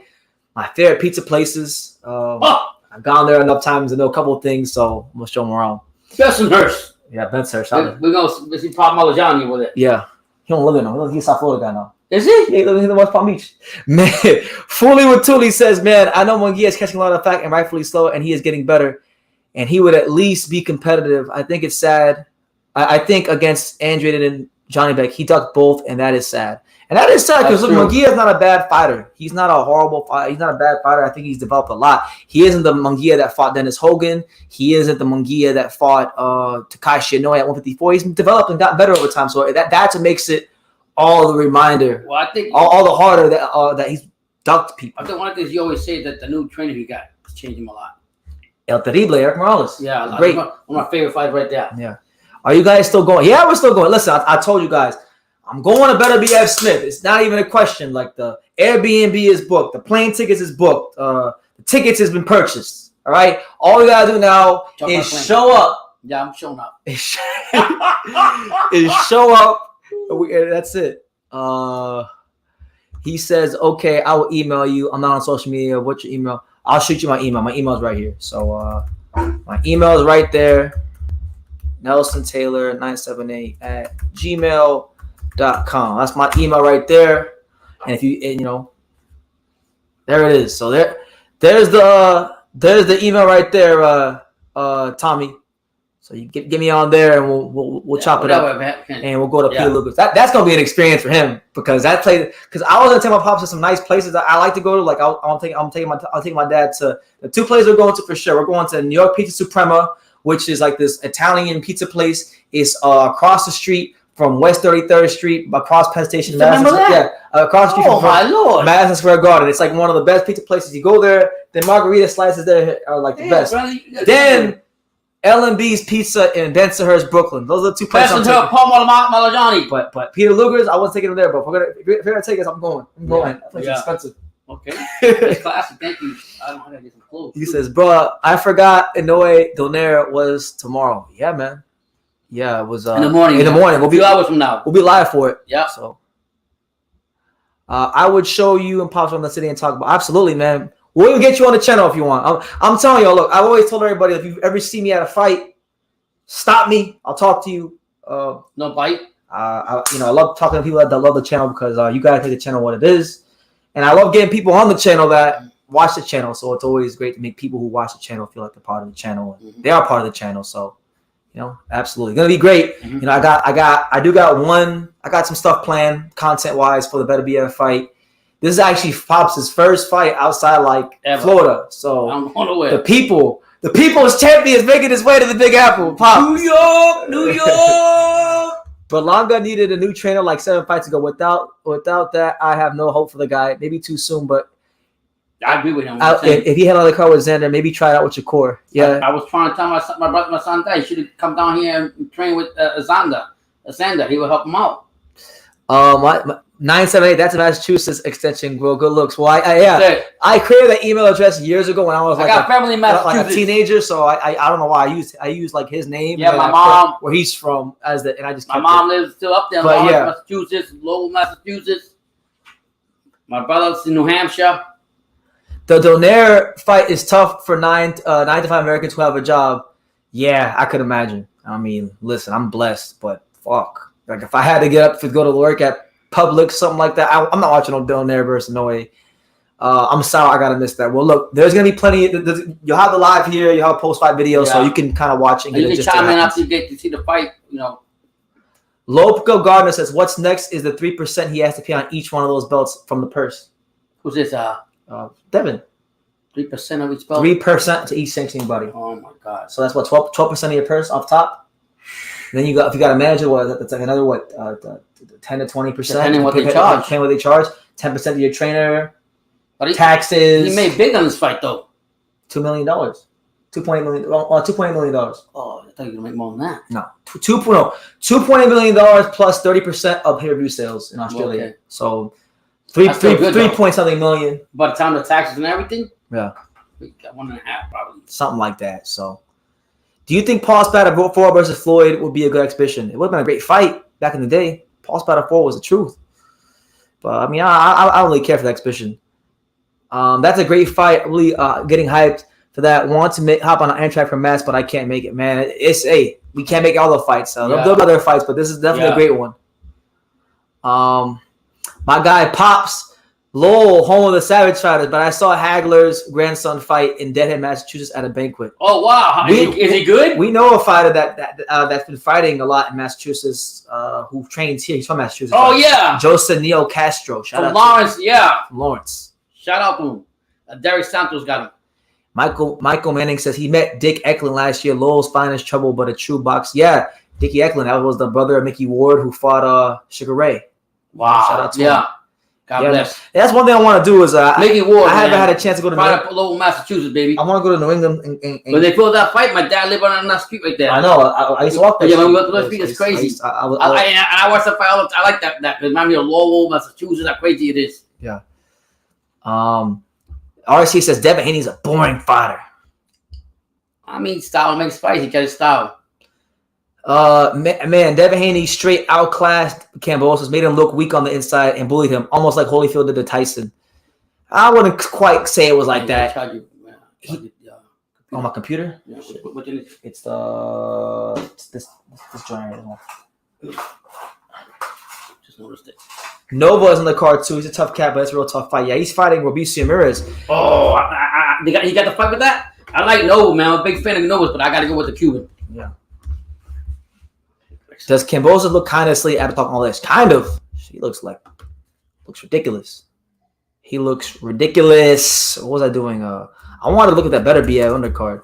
By the way, shout out to all 60+ you that are still here with us. It's 8:20 p.m. here. We'll be here for a little bit of time now. So we're enjoying it, though. We're enjoying it. We're mad about it. So I wanted to see what's up with this better BF undercard because I bought these tickets. I want to see what's good with them. It's top rank, right? It's top rank, yeah. He used to have decent fights, don't they? Yeah, Holyfield didn't do spins. Haney kept spinning them. He did keep spinning them over and over and over again. Let me see. All right, I'm looking at the better BF undercard right now because I want to. You guys are probably gonna get very annoyed. I'm warning y'all right now. I'm talking about this fight so much. So they haven't announced undercard yet. They better do something soon, but. No, you said Nova's on it with Nova's on it, but they haven't announced the full joint. Why do we always wait late for all this stuff? I don't know. Boxing is crazy. I don't know. Boxing's boxing, but yeah. Shout out to everybody here. What news now? What else is going on? I think we pretty much covered everything. Talked about everything. Talked about everything and then some. Yep. And then some. What's going on with McKinson? Is he gonna find it? I seen it. He called out Rocha. That's about it so far. Oh, okay, nothing really with that. Nothing new with that. About Virgil Ortiz. Oh, he's funny. Fully too. He just by Virgil Ortiz. He says, we fighting David Avenician. He says Virgil Ortiz is a good young fighter who's fighting some good contenders to get his shot. Boots need to do the same, and I sadly favor Boots over Ortiz. So I agree with that. Virgil's having a good test his next fight against David Avenician.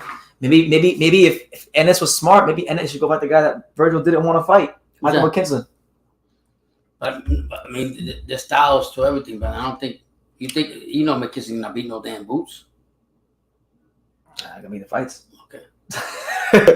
What's the hold up, Bob? Get those fights announced. Yeah, get them announced. I want to get excited about the undercard. I'm getting older and older, man. I'm sure there'll be at least 1 or 2 fights worth checking out on that undercard of Better BF versus Joe Smith Jr. But listen, we're gonna be there, and we'll talk about that fight once Inoue Donaire concludes and things like that. But listen, guys, on that note, look, we've had a great time talking to you guys. We'll be back here live again at 5:15 Eastern time in the morning, 5:15 a.m. sharp. I'm going live for the whole entire Inoue Donaire rematch on the card. So, yeah, man, you guys be here for that. Continue to support the channel. Continue to, be the great subscribers you are, because I think I got the best subscribers in boxing, and I'm going to really just do my part to continue to give you guys that great content. I'm working on getting another guest this week. He told me, I'm not gonna say who it is, but he told me he was down to do it. It's a big name. It's a big name. It's ex-world champion. Okay. We'll see what he says. As far as the time, he hasn't given me a time yet, but he said he'll do it sometime this week. So once I figure that out, I'll let you guys know who it is, and you'll see the video when it comes out. But yeah, on that note, guys, you guys take care. God bless. And like I say in every single one of these videos, you can love me or you can hate me, but I'm just a kid from Daniel. So until next time, take it, guys.